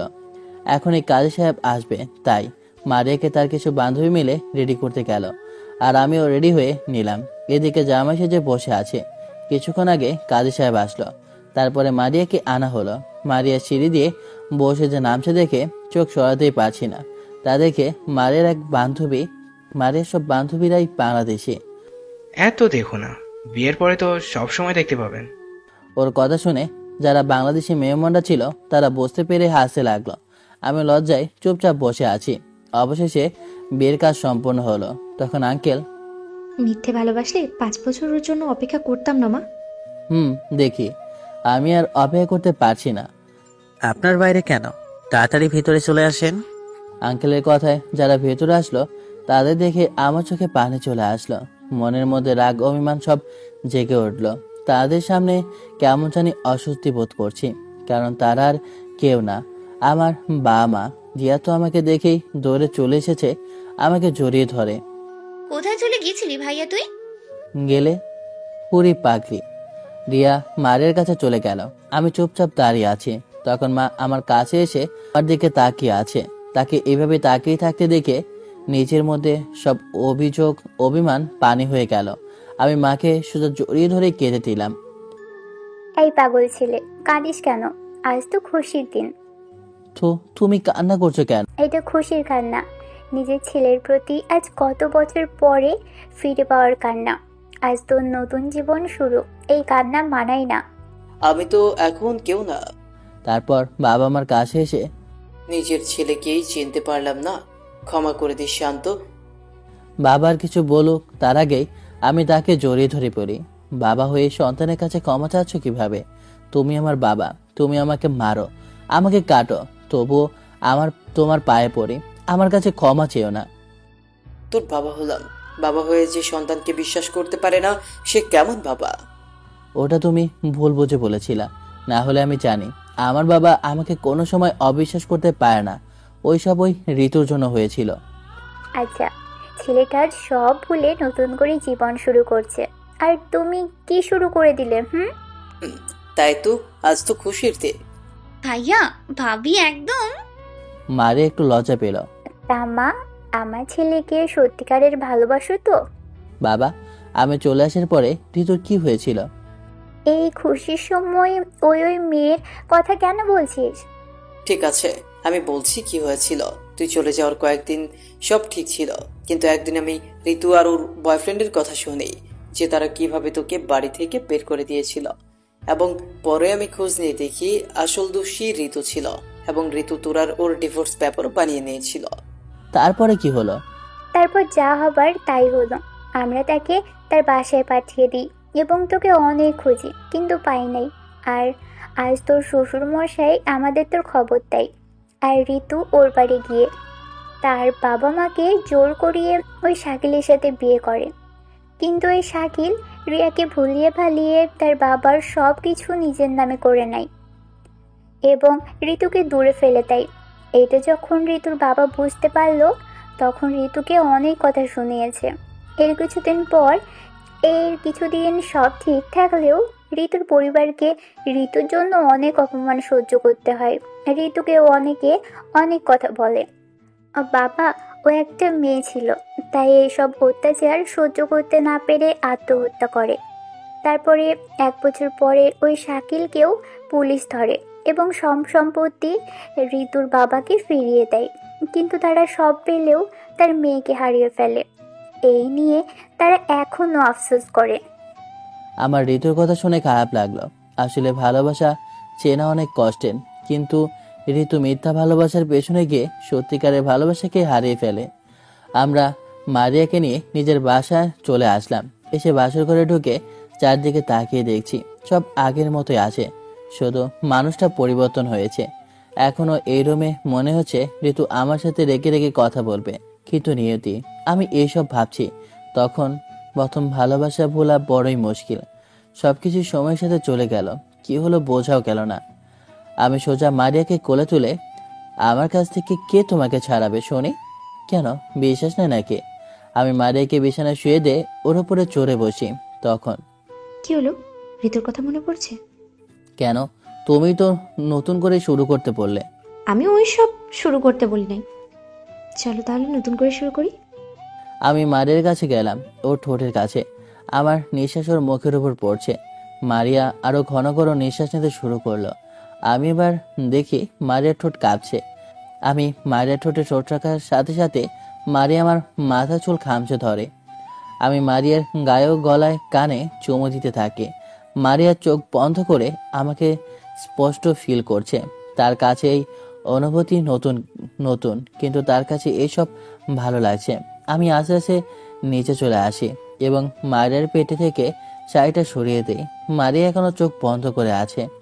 আমি মারিয়ার পেটে নাভির পাশে কালো একটা তিলে আলতো করে চুমু খাই।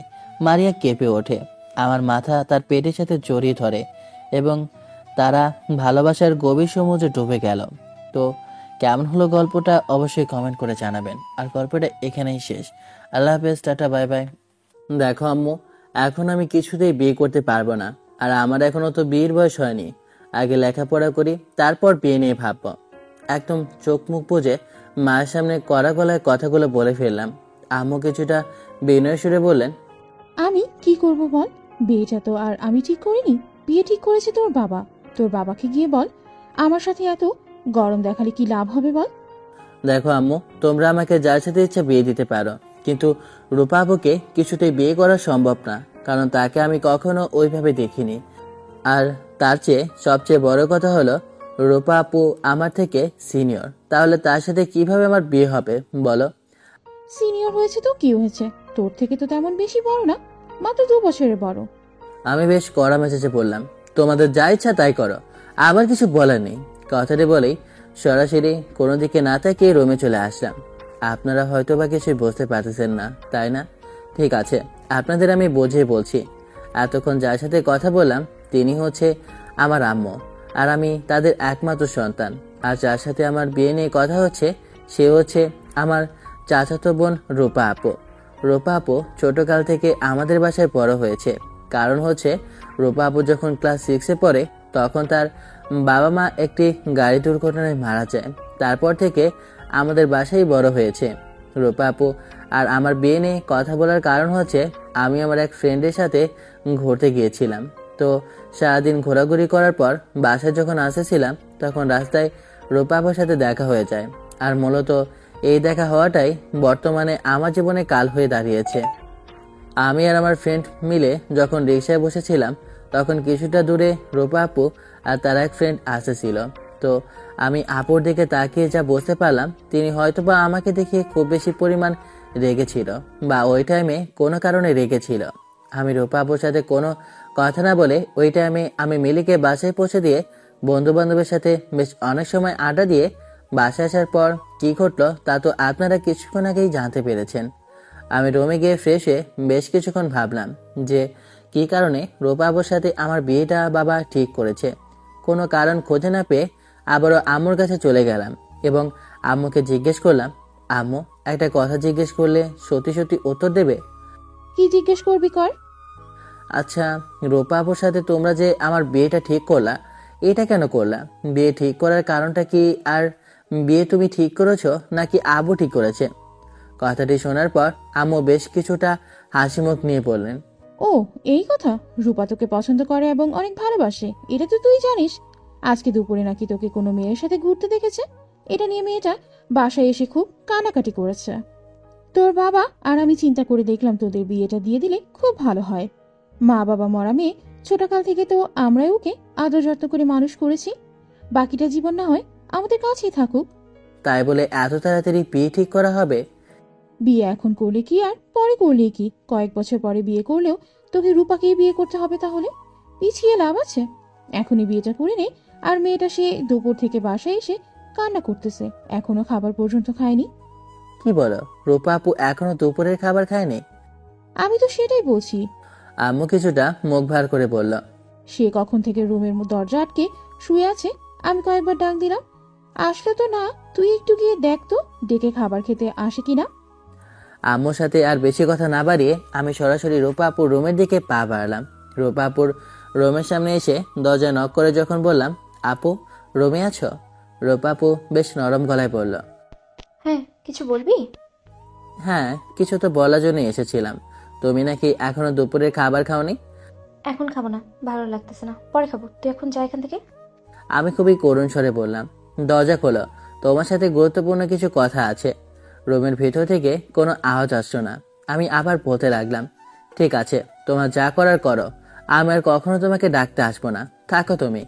কথাতে বলে যে না পেছনে ঘুরে হাঁটা ধরলাম, অমনি দরজা খোলার শব্দ আসলো পেছন থেকে এবং আমি পেছনে তাকিয়ে দেখি রূপা আপু দরজা খুলে দিয়েছে। রূপা আপুর দিকে তাকানোর পর সর্বপ্রথম আমার চোখে যেটা পড়লো সেটা হচ্ছে আপুর মিষ্টি মুখখানা যেন পুরো লাল হয়ে গিয়েছে, আর তার চোখগুলো কেমন ফুলে গেছে, হয়তোবা শুয়ে শুয়ে কান্না করতেছিল। রুমের ভেতরে গিয়ে বসার পর রূপা আপু স্বাভাবিক কণ্ঠে বলল, কি বলবি বল। দুপুরে খাবার খাওনি কেন? এমনি ভালো লাগছে না তাই খাইনি। রূপা আপু বেশ অবাক হয়ে বললেন, কিন্তু আমি তো অন্য কিছু শুনলাম। আমি কিছুটা ভাব নিয়ে বললাম, আমাকে মিলির সাথে রিসে ঘুরতে দেখে তুমি নাকি বাসায় এসে অনেক কান্নাকাটি করেছ, আর দুপুরে খাবার নাকি খাওনি এই কারণে। ছোট আম্মু তোকে কথাগুলো বলে দিয়েছে? রূপা আপু আমার আম্মুকে ছোট আম্মু বলে ডাকে। আমি কিছুটা ভাব নিয়ে বললাম, শুধু এটা না, আরো অনেক কিছু বলেছে। আবার কি বলেছে? বাবাই নাকি তোমার আর আমার বিয়ে ঠিক করেছে। রূপা বেশ অবাক হয়ে বলল। কি বললি? তোর আর আমার বিয়ে? হঠাৎ করে কথাটি শোনার পর থেকে রূপা আপু দুঃখ দুঃখ চেহারায়, ভাবতাম মনে হয় নিমেষেই দূর হয়ে গেল এবং মুখটায় হাসি খুশি হয়ে গেল। আমি অনেকটা গম্ভীর কণ্ঠে রূপা আপুকে বললাম, এত খুশি হয়ে লাভ নেই, আমি তোমাকে বিয়ে করতে পারবো না। রূপা আপু বেশ ভাব নিয়ে বললেন, কে কাকে বিয়ে করবে আর কে কাকে বিয়ে করবে না এটা সময় আসলে ঠিক দেখা যাবে। এখন রুম থেকে বের হ, আমি খাবার খেতে যাব। তোমার নাকি ভালো লাগতেছিল না, তুমি নাকি খাবার খাবে না, এখন হঠাৎ করে বলছো খাবার খেতে যাবে, মানে কি? রূপা আপু হাসি খুশি মুখ নিয়ে বলল, তখন মন ভালো ছিল না তাই খাবার খেতে যাইনি, এখন মন ভালো হয়ে গেছে, এখন খাবার খাবো। তোর কোনো সমস্যা আছে? না, আমার আবার কি সমস্যা হবে? কোনো সমস্যা নেই। রূপা আপু কিচেনে খাবার খাওয়ার জন্য চলে গেল এবং আমি উঠে আমার রুমের দিকে যেতে লাগলাম ও ভাবতে লাগলাম, সত্যি সত্যি যদি রূপা আপুর সাথে আমার বিয়েটা হয়ে যায় তাহলে বিয়েটা কেমন হবে। আসলে কি আমি বিষয়টা মেনে নিতে পারবো নাকি মেনে নিতে পারবো না। আমার রুমে গিয়ে একটা ঘুম দেওয়ার প্রস্তুতি নিলাম। যেহেতু আমি বাইরে থেকে দুপুরে খাবার খেয়ে এসেছি তাই ঘুম পাইতেছিল দু চোখে। খুব সুন্দর একটি ঘুম দেওয়ার পর হঠাৎ দরজা নক করার কারণে আমার ঘুম ভেঙে গেল। দেখলাম বাইরে থেকে রূপা আপু ডাকতেছে। আমি রুম থেকে উঠে দরজা খুলে দিয়ে রূপা আপুর দিকে তাকাতেই দেখলাম রূপা আপু হাতে একটা শপিং ব্যাগ নিয়ে দাঁড়িয়ে আছে। আমি আপুকে জিজ্ঞেস করলাম, কিছু বলবা? বলার থাকলে বলো, ঘুম থেকে ডেকে তোলা কি কারণে? রূপা আপু অনেকটা খুশি খুশি মুখ নিয়ে বললেন, এই পাঞ্জাবিটা পরে সন্ধ্যায় তুই আর আমি ঘুরতে যাব, বুঝেছিস? আর এখন ফ্রেশ হয়ে নে, এত সময় পর্যন্ত কেউ শুয়ে থাকে? কিছুক্ষণ পর মাগরিবের আজান দিবে। আমি বেশ বিরক্তি নিয়ে পড়লাম, তোমাকে নিয়ে আমি ঘুরতে যাব? কে বলল? তোমাকে আমি কি বলেছি যে তোমাকে নিয়ে আমি ঘুরতে যাব? রূপা আপু বেশ রাগী কণ্ঠে বলল, তোর বলতে হবে কেন ঘুরতে যাওয়ার জন্য? আমি বলছি তাই তুই যাবি আমার সাথে। আমি যাব না, তুমি একাই যাও। রূপা আপু বেশ কাঁদো কাঁদো কণ্ঠে বললেন, সত্যি যাবি না? না, যাব না। আর আমার এমনিতেও ভালো লাগতেছে না, খুব ঘুম পাইতেছে, এখন ঘুমাবো, যাও তো। ঠিক আছে তুই ঘুমা, আমি ছোট আম্মুকে গিয়ে বলতেছি তুই আমাকে নিয়ে ঘুরতে যাচ্ছিস না। আরে এখানে আম্মু কি রাঁধছো কেন? ছোট আম্মুকে বলবো না তো কাকে বলবো? আমি যখন বলি চল আমি একটু শপিংয়ে যাব অথবা ঘুরতে যাব, তখনই তোর কলেজের কোনো শেষ থাকে না, সরি কাজের কোনো শেষ থাকে না। এই কাজ ওই কাজ বাহানা দিস, আর অন্য মেয়েরা বললে তো ঠিকই ঘুরতে যাস। দেখলাম মিলিকে নিয়ে আজকে সকাল থেকে সেই দুপুর পর্যন্ত ঘুরলি, কই? আমি তো কতই বললাম আমাকে নিয়ে তো কখনো গেলি না ঘুরতে। আজকে আমি ছোট আম্মুকে সব কিছু বলবো। আমি রূপা আপুর কথা তেমন ভাবে পাতা না দিয়ে আবার রুমে এসে দরজা লাগিয়ে শুয়ে পড়লাম। কিছুক্ষণ পর আবার দেখলাম যে দরজায় নক করতেছে। প্রথমে ভাবলাম রূপা আপু নক করতেছে, পরে বুঝতে পারলাম আমার আম্মু দরজায় নক করতেছে। তো আমি দরজা খুলে দিয়ে আম্মুকে বললাম, কি হয়েছে, এত নক করতেছো কেন? আম্মু বেশ রাগান্বিত কণ্ঠে বললেন, রূপা নাকি তোকে নিয়ে ঘুরতে যেতে মন চেতেছে, তুই নাকি যাইতে চাইতেছিস না? আসলে আম্মু আমার ভালো লাগতেছে না, প্রচুর ঘুম আসতেছে, তার জন্য আর কি রূপাকে বলেছি যে এখন যাব না। রূপাকে নিয়ে ঘুরে এসে তারপর ঘুমাস, এখন ঘুরতে যা। বললাম তো আম্মু, এখন যাব না, কালকে যাব। আম্মু এবার বেশ রাগান্বিত কণ্ঠে বলল, ঠিক আছে আমি তোর বাবাকে গিয়ে বলতেছি। এখানে বাবাকে টানতেছো কেন? বাবা আসলো কোথা থেকে? ঠিক আছে, আপু গিয়ে বলো যে তাকে নিয়ে এখন ঘুরতে যাব, তাড়াতাড়ি রেডি হতে বলো, তাহলে তাড়াতাড়ি চলে আসা যাবে। যা ভেবেছিলাম তাই হলো, একটু শান্তি মতো ঘুমাবো, তার আর উপায় নেই। এখন নাকি রূপা আপুকে নিয়ে ঘুরতে যেতে হবে, তো কি আর করার। আমি তাড়াতাড়ি ফ্রেশ হয়ে রূপা আপুর রেখে যাওয়া পাঞ্জাবিটা পরে নিলাম এবং আম্মুকে বলে আমি বাইরে গিয়ে বাইক বের করে বাইকটা মুছে নিলাম এবং রূপা আপুর জন্য অপেক্ষা করতে লাগলাম। প্রায় 20 মিনিট হয়ে গেল বাইক নিয়ে দাঁড়িয়ে আছি, রূপা আপুর আসার কোনো খবরই নেই। এই জন্য রূপা আপুকে নিয়ে আমি কোথাও যেতে চাই না, সব জায়গায় শুধু লেট করে। হঠাৎ সামনের দিকে তাকিয়ে দেখতে পেলাম রূপা আপু নীল শাড়ি পরে আসতেছে এবং তাকে অদ্ভুত সুন্দর লাগতেছে। রূপা আপুকে এর আগে নীল শাড়িতে আমি অনেকবার দেখেছি, তবে এরকম সুন্দর কখনো লাগেনি। আমি তার পা থেকে মাথা অবধি দেখতে লাগলাম। রূপা আপু নীল শাড়ি পরেছে, হাতে নীল চুড়ি পরেছে, কপালে নীল একটি টিপ দিয়েছে এবং চোখে গাঢ় করে কাজল দিয়েছে, যার কারণে রূপা আপুকে নীল পরীর মতো লাগতেছিল, যদিও এর আগে তাকে কখনো আমার এরকম মনে হয়নি। রূপা আপুর দিকে তাকিয়ে থাকার সময় কখন যে রূপা আপু আমার সামনে চলে এসেছে তা আমি বুঝতেই পারিনি। হঠাৎ আমার চোখের সামনে চুরকি বাড়িয়ে রূপা আপু বলল, কি দেখছিস এভাবে? আমি বেশ ভীতু কণ্ঠে বললাম, কই কিছু দেখতেছিলাম না তো। রূপা আপু মুচকি হাসি দিয়ে বলল, মিথ্যা বলছিস কেন তুই? আমাকে দেখতেছিলি, আমাকে অনেক সুন্দর লাগছে তাই না? আমি বেশ লজ্জা মাখা মুখ নিয়ে বললাম, জি না, আমি আপনাকে দেখতেছিলাম না। রূপা আপু মুচকি এসে আমাকে বললেন, ঠিক আছে, আর মিথ্যে বলতে হবে না, আমি বুঝতে পারছি তুই কাকে দেখছিলি। এরপর রূপা আপুকে যখন আমি বাইকে উঠতে বললাম অমনি রূপা আপু বলল, আজকে বাইকে যাবো না, আজকে রিক্সায় করে ঘুরবো। তুই বাইক বাসায় রেখে দে আর একটা রিক্সা ম্যানেজ কর। আমি কিছুটা বিরক্তি নিয়ে বললাম, এটা তুমি আগে বলবা না? আমি আরো বাইক বের করে পরিষ্কার করে কখন থেকে তোমার জন্য বাইক নিয়ে অপেক্ষা করতেছি। আগে বলিনি তো কি হয়েছে, এখন তো বলতেছি। তো এখন বাসায় বাইকটা রেখে আয় আর আমরা আজকে রিক্সায় করে যাব। কি আর করার, রূপা আপু যেহেতু বলেছে যে বাইক এসে যাবে না, সেহেতু আমি বাইকটা বাসায় রেখে একটা রিক্সা ম্যানেজ করে দুজনে রিক্সায় উঠে চলতে লাগলাম। হঠাৎ করে রূপা আপু আমার বাম হাত জড়িয়ে ধরে আমার ঘাড়ে মাথা রেখে বলতে লাগলো, এভাবে তোর সাথে আমি সারাটা জীবন কাটাতে চাই। ঠিক আছে, তা কাটাইও, সমস্যা নাই, এখন মাথা তোলো, মানুষে দেখলে খারাপ ভাবে। রূপা আপু রাগান্বিত কণ্ঠে বললেন, এখানে খারাপ ভাবার কি আছে? তুই আমার হবু বর, তোরে নিয়ে আমি একসাথে রিক্সায় যেতেই পারি, তোর কাঁধে মাথা রাখতেই পারি। এতে কে কি ভাবলো আমার দেখার বিষয় না। আমিও রূপা আপুকে নিষেধ করলাম না। আমারও কিরকম যেন ভালো লাগতেছে, দুজনে একসাথে যাচ্ছি, কেউ কোনো কথা বলছি না, চারদিকে পরিবেশটা দেখতেছিলাম এবং উপভোগ করতেছিলাম। হালকা হালকা মৃদু বাতাস এসে বুকে লাগতেছিল এবং রূপা আপুর চুলগুলো উঠতেছিল। তার চুলগুলো উড়ে উড়ে মাঝে মাঝে আমার মুখের সামনে চলে আসছিল এবং এই অনুভূতিটা আমার খুব ভালো লাগতেছিল, যার কারণে রূপা আপুকে তেমনভাবে নিষেধ করা হয় নাই। হঠাৎ দুজনের নীরবতা ভেঙে আমি রূপা আপুকে বললাম, কোথায় যাব আজকে আমরা ঘুরতে? আজকে আমরা নদীর পাড়ে ঘুরতে যাব এবং ওইখানে একটা ফুচকাওয়ালা মামা ফুচকা বিক্রি করে। আমরা ওইখানে যাব কারণ তার ফুচকাগুলো না খুব ভালো ও আশেপাশের পরিবেশটা না খুব সুন্দর। তুই আজকে আমাকে ওই দোকান থেকে ফুচকা খাওয়াবি। আমিও বেশি কথা না বাড়িয়ে ঠিক আছে বলে আবার চারদিকে পরিবেশটা উপভোগ করতে লাগলাম।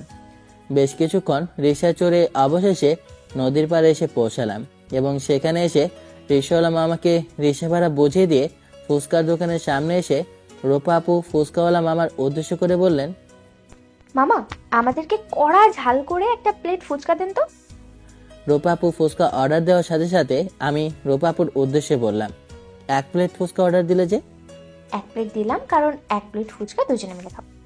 ফুচকাওয়ালা মামা ফুচকা বানাতে শুরু করলেন এবং আমি আর রূপা আপু গল্প করতে শুরু করলাম। কিছুক্ষণের মধ্যে ফুচকা বানানো হয়ে গেল এবং ফুচকাওয়ালা মামা এসে আমাদের ফুচকা দিয়ে গেল।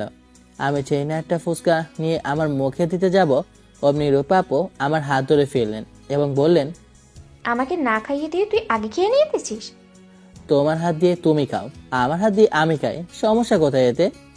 কথাটি বলার সাথে সাথে রূপা আপু বেশ রেগে গেলেন এবং বললেন, এতে অনেক সমস্যা আছে, তুই বুঝবি না। আগে তুই আমাকে ফুচকা মুখে তুলে দিবি, তারপর আমি তোকে দেবো। তোমাকে নিয়ে আর পারা যায় না, ঠিক আছে হ্যাঁ করো, আমি খাইয়ে দিচ্ছি। এরপর রূপা আপু আমাকে ফুচকা খাইয়ে দিল এবং আমি রূপা আপুকে ফুচকা খাইয়ে দিতে লাগলাম। হঠাৎ করে পেছন থেকে কেউ এসে বলল, কি রে এখানে কি করিস? আমি পেছন দিকে তাকিয়ে দেখতে পেলাম মিলি এবং মিলির ছোট ভাই। আমি বেশ হাসি মুখ নিয়ে বললাম, কি রে তুই এখানে, আর এটা কে, তোর ছোট ভাই নাকি? এটা আমার ছোট ভাই। আর তুই এখানে কি করিস? তুই না বোকার মতো প্রশ্ন করিস, দেখতেই তো পারছিস ফুচকা খাইতেছি, তুই খাবি? তুই যে ফুচকা খাইতেছিস এটা আমি দেখতে পাচ্ছি, তো তোর সাথে এটা কি? ও ভালো কথা, তোদের পরিচয় করে দে। এ হচ্ছে আমার চাচাতো বোন রূপা আপু, আর রূপা আপু ও হচ্ছে আমার বেস্ট ফ্রেন্ড মিলি। যেই না আমি মিলিকে বলেছি যে রূপা আপু হচ্ছে আমার চাচাতো বোন, অমনি রূপা আপু রাগে সাপের মতো ফসফস করতে লাগলো, তবে আমাকে তেমন কিছু বললো না। আমি মিলিকে উদ্দেশ্য করে বললাম, ফুচকা খাবি? ফুচকা দিতে বলবো আমাকে? না, এখন আর কিছু খাবো না। তুই কালকে কলেজে এসে আমার সাথে দেখা করিস, তোর সাথে কিছু কথা আছে। ঠিক আছে, এই বলে মিলি সেখান থেকে চলে গেল এবং আমি আর রূপা আপু বেশ অনেক সময় ঘোরাঘুরি করে বাড়ির দিকে রওনা দিলাম। ঘোরাঘুরি করার সময় রূপা আপু আমার সাথে তেমন কথা বলেনি। কেন কথা বলেনি তা আমি বুঝতে পারলাম না। অবশেষে বাড়ি ফেরার সময় দুজনে রিকশার পাশাপাশি বসেছিলাম। হঠাৎ করে রূপা আপু আমাকে উদ্দেশ্য করে বললেন, মিলির সাথে তোর কি কিছু চলছে? আমি অবাক হয়ে রূপা আপুকে বললাম, কি বলতেছো তুমি? তোমার মাথা ঠিক আছে? মিলির সাথে আমার কি থাকবে? আমার ভালো একটা ফ্রেন্ড, এইটুকুই। আমার তো তা মনে হচ্ছে না। আমার তো মনে হইতেছে মিলির সাথে তোর কিছু একটা আছে। বিশ্বাস করো, মিলির সাথে আমার তেমন কিছুই নাই। ও আমার জাস্ট ভালো একজন বন্ধু, এইটুকুই। যাই হোক, মিলির কাছ থেকে তুই যতটুকু সম্ভব দূরে থাকবি। ওর হাব ভাব আমার কেন জানি ভালো লাগে না। মেরি আমার একটা ভালো বন্ধু। কলেজে গেলে ওর সাথে দেখা হবে, তখন যদি কথা না বলি বা কলেজে গিয়ে ওর সাথে দেখা না করি, তাহলে বিষয়টা কেমন খারাপ দেখায় না? বিষয়টা যেমনই দেখাক না কেন, তুই ওর সাথে তেমন মিশবি না। মিলি থেকে যতটা সম্ভব দূরে থাকবি। বুঝেছিস আমি কি বললাম? ঠিক আছে, বুঝেছি। তবে তুমি এই বিষয়টা নিয়ে এত মাথা ঘামাইতেছো কেন? আমি বুঝলাম না। আমার কষ্ট তুই কখনো বুঝবি না। তুই একবার জানার চেষ্টাও করবি না কেন আমি এগুলো করতেছি। কি বলেছে আমি তোমার কষ্ট বুঝি না? এটা কি তুমি ঠিক বললা? আমি আমার মা বাবার পর সবচেয়ে যদি কাউকে আপন ভেবে থাকি, সেটা হচ্ছে তুমি। তা আমি জানি। তাহলে বললা কেন যে আমি তোমার কষ্ট বুঝি না? ঠিক আছে, আমার ভুল হয়েছে, আর বলবো না। তুই আমার সব কষ্ট বুঝিস। এবার হয়েছে? মুখভর্তি হাসি নিয়ে উচ্চস্বরে কথাটি বলে উঠলেন রূপা আপু। তার সাথে এভাবে গল্প করতে করতে বাসার সামনে চলে আসলাম। বাসার সামনে এসে রিক্সাওয়ালা মামাকে ভাড়াটা বুঝিয়ে দিয়ে সরাসরি আমার রুমে চলে আসলাম। রুমে গিয়ে ফ্রেশ হয়ে একটু ফেসবুক চালাতে লাগলাম। বেশ অনেক সময় ফেসবুক চালানোর পর আম্মু রাতে খাবারের জন্য ডাকতেছিল, তাই মোবাইলটা চার্জার দিয়ে নিচে চলে গেলাম। রূপা আপু, আমি, বাবা মা সবাই মিলে খাওয়া দাওয়া শেষ করে আবার রুমে চলে আসলাম এবং শুয়ে পড়লাম। সকালবেলা কারো নিঃশ্বাসের শব্দে আমার ঘুম ভেঙে গেল। ঘুম ঘুম চোখে চোখ মেলতেই দেখতে পেলাম রূপা আপু আমার পাশে শুয়ে আছে। আমি রূপা আপুকে দেখা মাত্রই লাফ মেরে ঘুম থেকে উঠে গেলাম। ওটার সাথে সাথে রূপা আপু আমার মুখটা চেপে ধরলেন এবং বলতে লাগলেন, কি রে, এইভাবে চিল্লাচিল্লি করছিস কেন? আমি রূপা আপুকে হাত দিয়ে ইশারা করে বললাম, আগে আমার মুখটা ছাড়ো, তারপর বলতেছি। রূপা আপু আমার মুখ ছেড়ে দিলেন এবং আমি বললাম, এত সকাল সকাল তুমি আমার রুমে কি করো আর কখন এসেছো? যদি কেউ দেখে ফেলে বলো তো, তাহলে কি হবে? ছোট আম্মু কিচেনে রান্না করতেছে আর ছোট আব্বু শুয়ে আছে, তাহলে কে জানবে যে আমি এখানে আছি?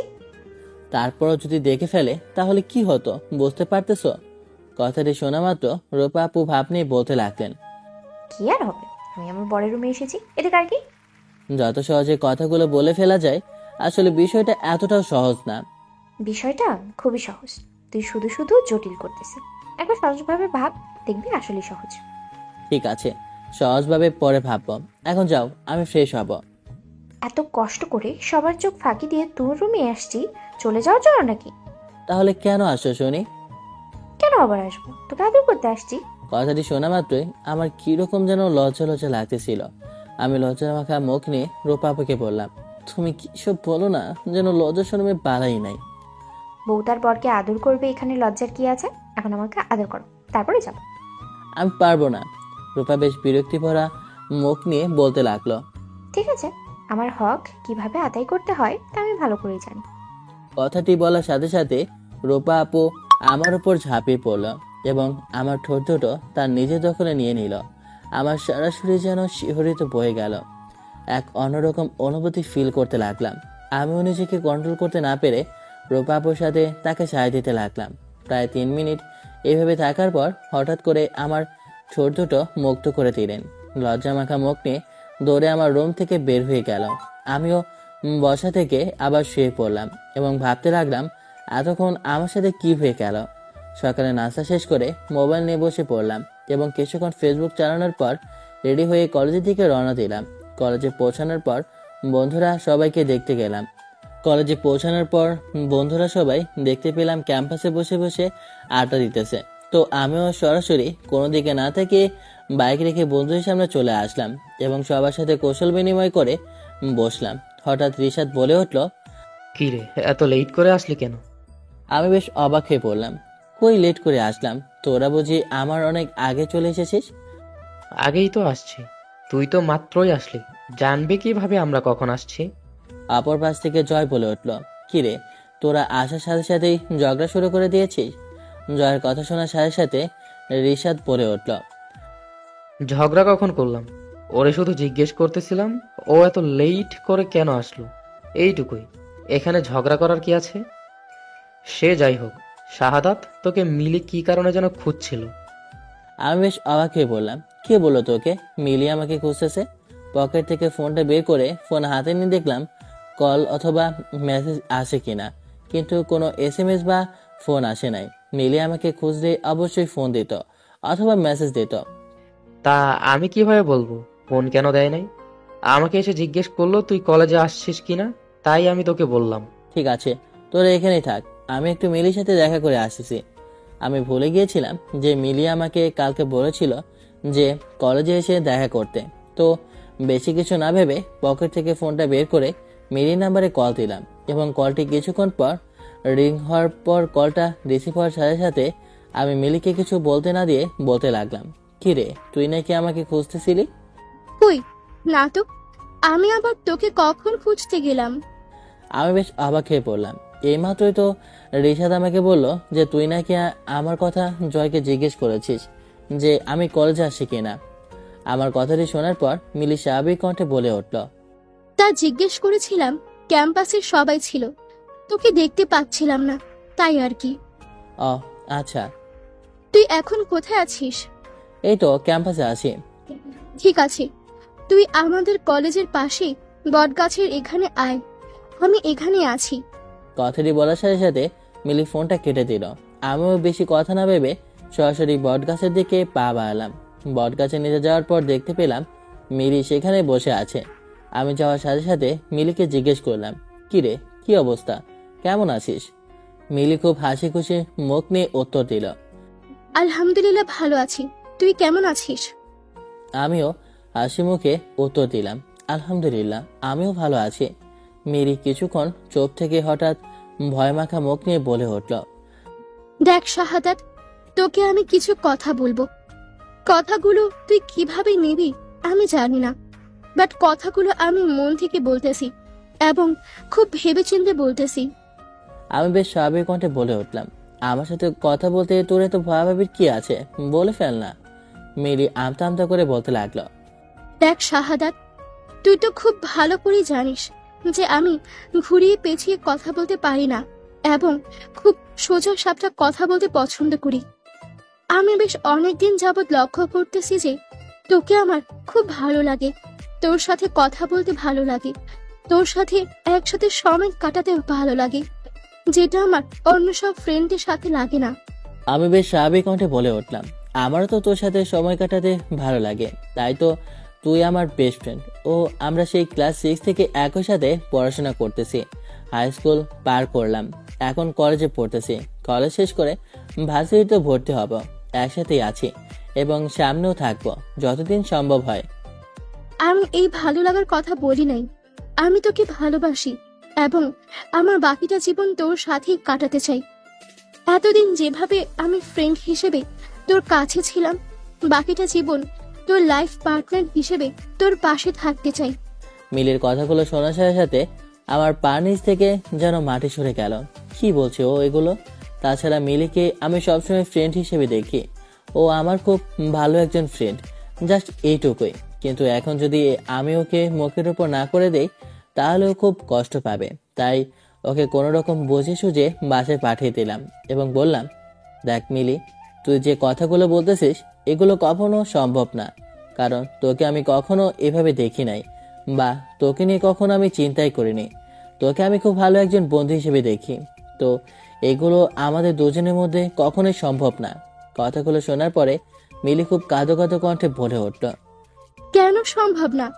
আর তাছাড়া তুই তো কারোর সাথে রিলেশন করিস না, তাহলে সমস্যা কোথায়?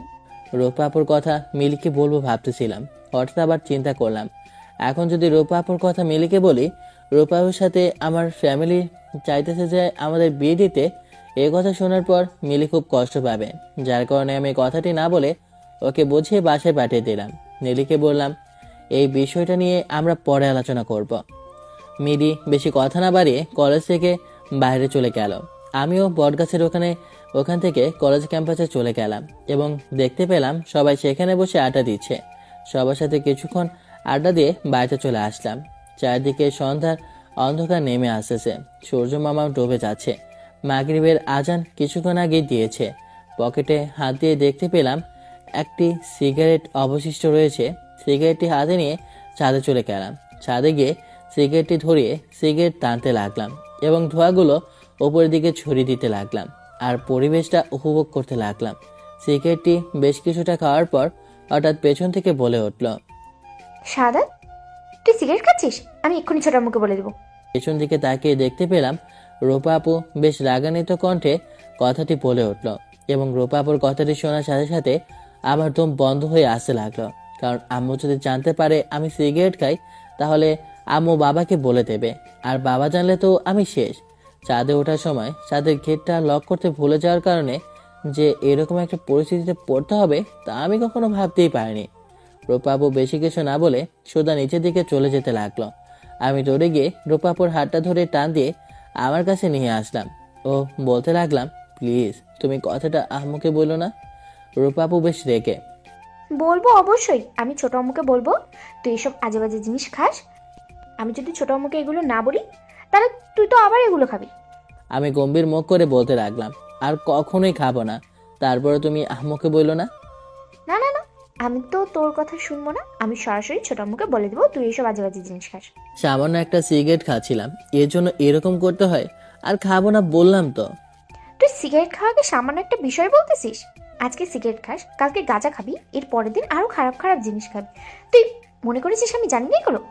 আরে বাবা, বললাম তো আর খাবো না। এখন থেকে তুমি যা বলবা তাই শুনবো, যা বলবা তাই করব। তারপরে তুমি আম্মুকে বলো না কথাগুলো। ঠিক আছে, তাহলে এখন তুই আমাকে একটা কিস কর, তাহলে ছোট আম্মুকে বলবো না। কোনো কিছু না ভেবে রূপাপুর কপালে কিস করে বললাম, তুমি কিস করতে বলেছো, আমি কিন্তু তোমার কপালে কিস করেছি। এখন সিগারেট খাওয়ার কথাটা আম্মুকে বলবা না। রূপাপু মুচকি হাসি দিয়ে বলতে লাগলো, কপালে কিস করলে তো হবে না। আমি খুব অবাক হয়ে পড়লাম, তাহলে কোথায় কিস করতে হবে? ঠোঁটে কিস করতে হবে। আমি পারবো না। ঠিক আছে, না পারলে নাই।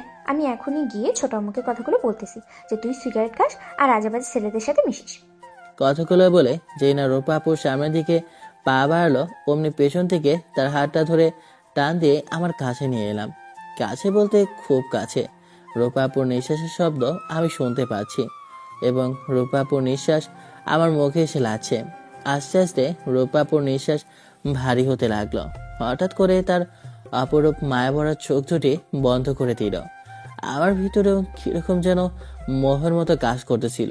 কোনো কিছু না ভেবে রূপাপুর দুটি ঠোঁট আমার দখলে নিয়ে নিলাম এবং বেশ কিছুক্ষণ থাকার পর ছেড়ে দিলাম। ছেড়ে দেওয়ার পর রূপাপু কোনো কিছু না বলে দৌড়ে ছাদ থেকে চলে গেল।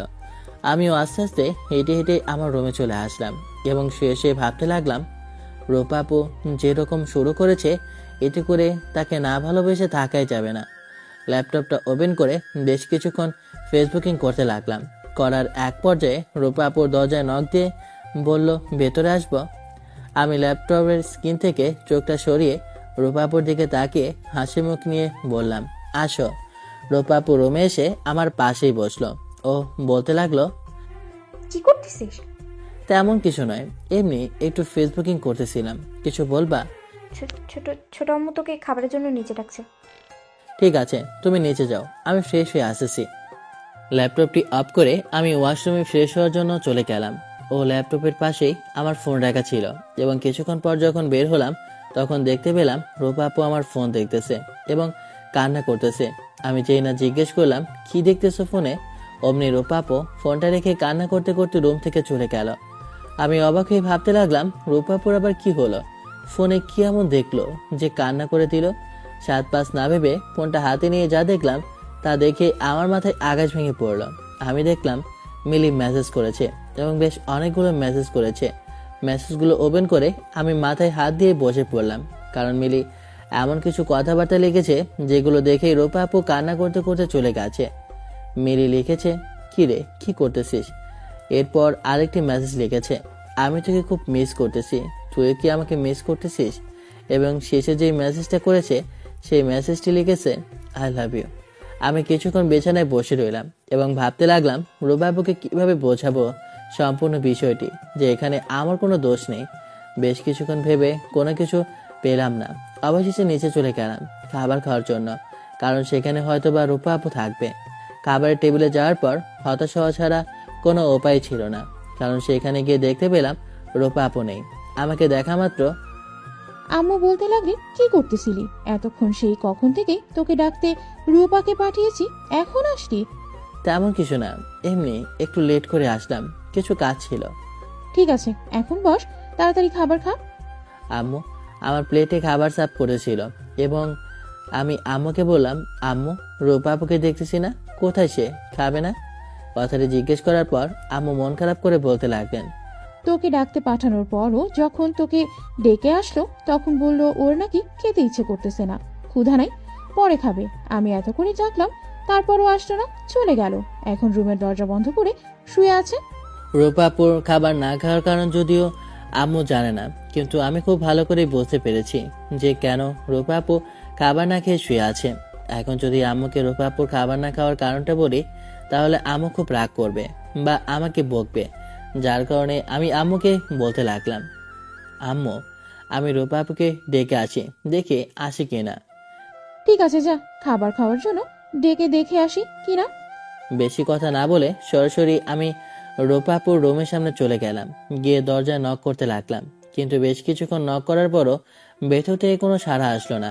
রূপা আপুর রুমের থেকে কোনো ধরনের সাড়া শব্দ না পাওয়ার কারণে আমি রূপা আপুকে বললাম, রূপা আপু তুমি যেটা দেখেছো এটা সম্পূর্ণ ভুল, তুমি যদি দরজা খোলো আমি তোমাকে বুঝিয়ে বলছি।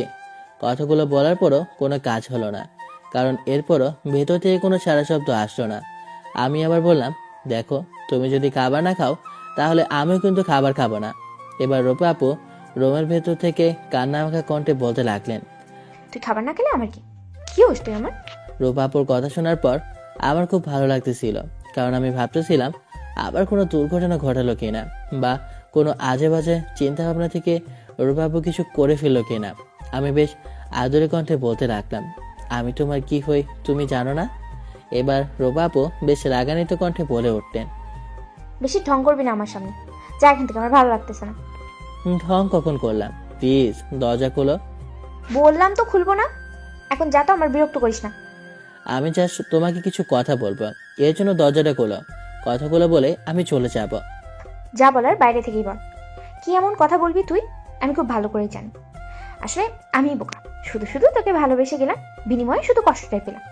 এদিকে আমি সারাদিন তোকে নিয়ে পড়ে থাকি, তোকে নিয়ে চিন্তা করি, তোকে নিয়ে স্বপ্ন বুনি, আর ওইদিকে তুই আরেকজনকে নিয়ে স্বপ্ন দেখছিস, আরেকজনের সাথে প্রেম করে বেড়াচ্ছিস। তোকে যেদিন আমি মিলির সাথে রিক্সায় দেখেছিলাম সেদিনই আমি চিন্তা করেছিলাম যে এরকম কিছু একটা হবে। কথাগুলো বেশ কান্নামাখা কণ্ঠে বলল রূপা আপু। তার কথাগুলো শোনার সাথে সাথে কেন যেন আমার চোখের পানিগুলো অনবরত পড়তে লাগলো। এরপর আমি কোনো কথা না বলে দরজার সামনে দাঁড়িয়ে কিছু সময় নীরবতা পালন করতে লাগলাম। বেশ কিছুক্ষণ পর হঠাৎ করে রূপা আপু বলে উঠলেন, এখন যা নিচে গিয়ে খাবার খেয়ে শুয়ে পড়, আমাকে নিয়ে তোর এত ভাবতে হবে না। তোমাকে নিয়ে ভাববো না তো কাকে নিয়ে ভাববো? তুমি ছাড়া কি আছে আমার যে তাকে নিয়ে আমি ভাববো? কথাটি বলার সাথে সাথে রূপা আপু দরজা খুলে দৌড়ে এসে আমার গলা ধরে বলতে লাগলেন, তুই এইসব মিষ্টি মিষ্টি কথা বলি না সবাই পাগল করস, তা আমি ভালো করেই বুঝতে পারছি তুই যে কোন ধরনের ছেলে, এটা আমি খুব ভালো করেই বুঝতে পারছি এখন। আমি কান্না মাখা মুখে রূপা আপুকে বলতে লাগলাম, দেখো আপু তুমি আমাকে ভুল বলতেছো, আসল ঘটনা কি তা তো আগে শুনবা, তারপর না হয় বললো যে আমি তোমার সাথে প্রতারণা করেছি। তোর কাছ থেকে কি শুনবো? এখন আমাকে 9-6 বুঝিয়ে দিবি? তা ভালো করেই আমি জানি আমি তোকে নিয়ে কত স্বপ্ন দেখেছিলাম, আর তুই অন্যদিকে মিলির সাথে জমিয়ে প্রেম করছিস। তুমি যে এতদিন ধরে আমার ফোন চেক করো, কোনোদিনও কিছু দেখেছো আমার ফোনে? হঠাৎ একটা জিনিস দেখে এভাবে রিয়েক্ট করতেছো কেন? আগে তো শুনবা আসল কাহিনীটা কি। আমি যে তোর ফোন চেক করি এটাও তুই লুকিয়ে লুকিয়ে দেখিস। ভালোবাসার মানুষকে বিশ্বাস করতে হয়, এভাবে অবিশ্বাস করলে কখনো সেই ভালোবাসা বেশি দিন টেকে না, এটা তোমার বোঝা দরকার। ভালোবাসি বলেই তো এতদিন তোর মিথ্যে নাটকটাকে সত্যি ভেবে তোকে নিঃস্বার্থের মতো ভালোবেসে গেছি, আর তুই কিনা আমাকে এভাবে ধোকা দিয়েছিস, আমার ভাবতে ঘৃণা লাগছে। কথাগুলো বলে রূপাপু তার রুমের দিকে চলে যেতে লাগলো।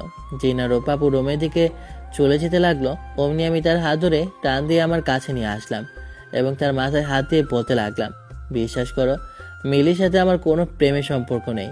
ও আমার জাস্ট ভালো একজন বন্ধু, এতটুকুই। কথাটি বলার সাথে সাথে রূপাবু তার মাথা থেকে আমার হাতটি টান দিয়ে ছিটকে ফেলে দিল এবং বলতে লাগলো, আমার মাথায় হাত দিয়ে তুই মিথ্যে বলছিস? তুই কতটা নিষ্ঠুর, একবার চিন্তা করে দেখ। দেখো আপু, এখন কিন্তু একটু বেশি বেশি হয়ে যাচ্ছে। আমি বলতেছি তো, এখানে আমার কোনো দোষ নেই, আমি কোনো ধরনের ভুল করে নেই। তারপর তোমার কাছে ক্ষমা চাইতেছি এবং বলতেছি যে আমার কোনো দোষ নেই, তুমি আমাকে ভুল বলতেছো। তারপরে তুমি আমার কথা বিশ্বাস না করে আমাকে যা ইচ্ছা তাই বলতেছো। এখন খারাপ লাগতেছে কেন? যখন আমাকে ধোকা দিতে ছিলি তখন তোর মাথায় ছিল না কথাগুলো, যে আমাকে কেউ একজন পাগলের মতো ভালোবাসে, যেটা আমার ধোকা দেওয়া ঠিক হইতেছে না, সেটা চিন্তা না করে জমিয়ে প্রেম করে বেরিয়েছিস। এখন সেগুলো বলি খারাপ লাগতেছে, তাই না? এখন কি করলে যে তুমি বিশ্বাস করবা যে মিলির সাথে আমার কোনো প্রেমের সম্পর্ক নেই, তাই আমি বুঝতেছি না। তবে যেভাবেই হোক আমি তোমার ভুল ভাঙাবো যে আমি শুধু তোমাকেই ভালোবাসি। রূপাপু ফুপিয়ে ফুপিয়ে কাঁদতে কাঁদতে বলতে লাগলেন, তোর আমাকে ভালোবাসতে হবে না, তুই তোর মিলিকে নিয়েই থাক। আমি শুধু তোকে সবসময় আমার নিজের করে চেয়েছি এবং তুই যতদিন আমার ছিলি ততদিন আমি তোকে ঠিকই ভালোবেসেছি।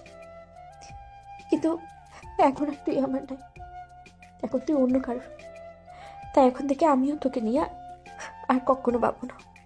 সবকিছু কি এতই সোজা রূপা আপু? চাইলেই কি কাউকে ভোলা যায়?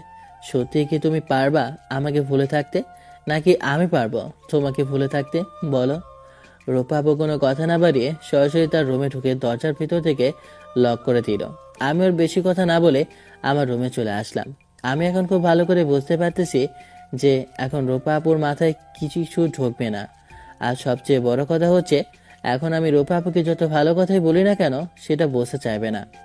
কিন্তু যে করেই হোক তাকে সত্যিটা বোঝাতে হবে যে মিলির সাথে আমার কোনো প্রকার প্রেমের সম্পর্ক নেই।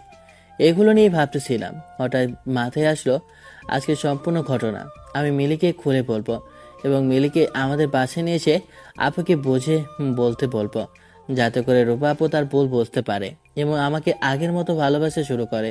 প্রিয় মানুষের অবহেলা কতটা যন্ত্রণাদায়ক হতে পারে তা এখন আমি খুব ভালো করেই বুঝতে পারতেছি। কারণ এতদিন রূপা আপু সবসময় আমার কাছাকাছি থাকতো। কীভাবে আমাকে খুশি রাখা যায়, কীভাবে আমার মন খারাপ থাকলে আমার মন ভালো করে দেওয়া যায়, সবসময় এগুলো নিয়ে চিন্তা করতো। রূপার আমার বিয়ে হয়েছে 1 মাস হলো। এই 1 মাস আমরা খুব সুন্দরভাবে কাটিয়েছি এবং বাকিটা জীবন আমরা এভাবেই কাটাতে চাই। প্রায় 2 মাস আগে সেই ঘটনা আমার এখনো মনে পড়লে শরীরে পশম দাঁড়িয়ে যায়। কারণ হচ্ছে সেদিন রূপা আপু, সরি এখন তো তাকে আপু বলা যাবে না, কারণ হচ্ছে সে এখন আমার বউ। আমার ফোনের মেসেজ দেখে যেদিন রূপা আপু অভিমান করেছিল তার পরের দিন আমি মিলিকে আমাদের বাসায় এনে রূপাকে সব বুঝিয়ে বলতে পারি। তারপর মিলি নিজের মুখে সবকিছু রূপাকে বুঝিয়ে বলে দেন। রূপার সবকিছু বোঝে এবং আমরা আগের মতো সময় কাটাতে শুরু করি। তার কিছুদিন পরেই পারিবারিকভাবে আমাদের বিয়ের কাজ সম্পন্ন হয়ে যায়। তো কেমন লাগলো গল্পটা অবশ্যই কমেন্ট করে জানাবেন। আর গল্পটা এখানে শেষ, বেশি বড় করলাম না। আল্লাহ হাফেজ, টাটা, বাই বাই।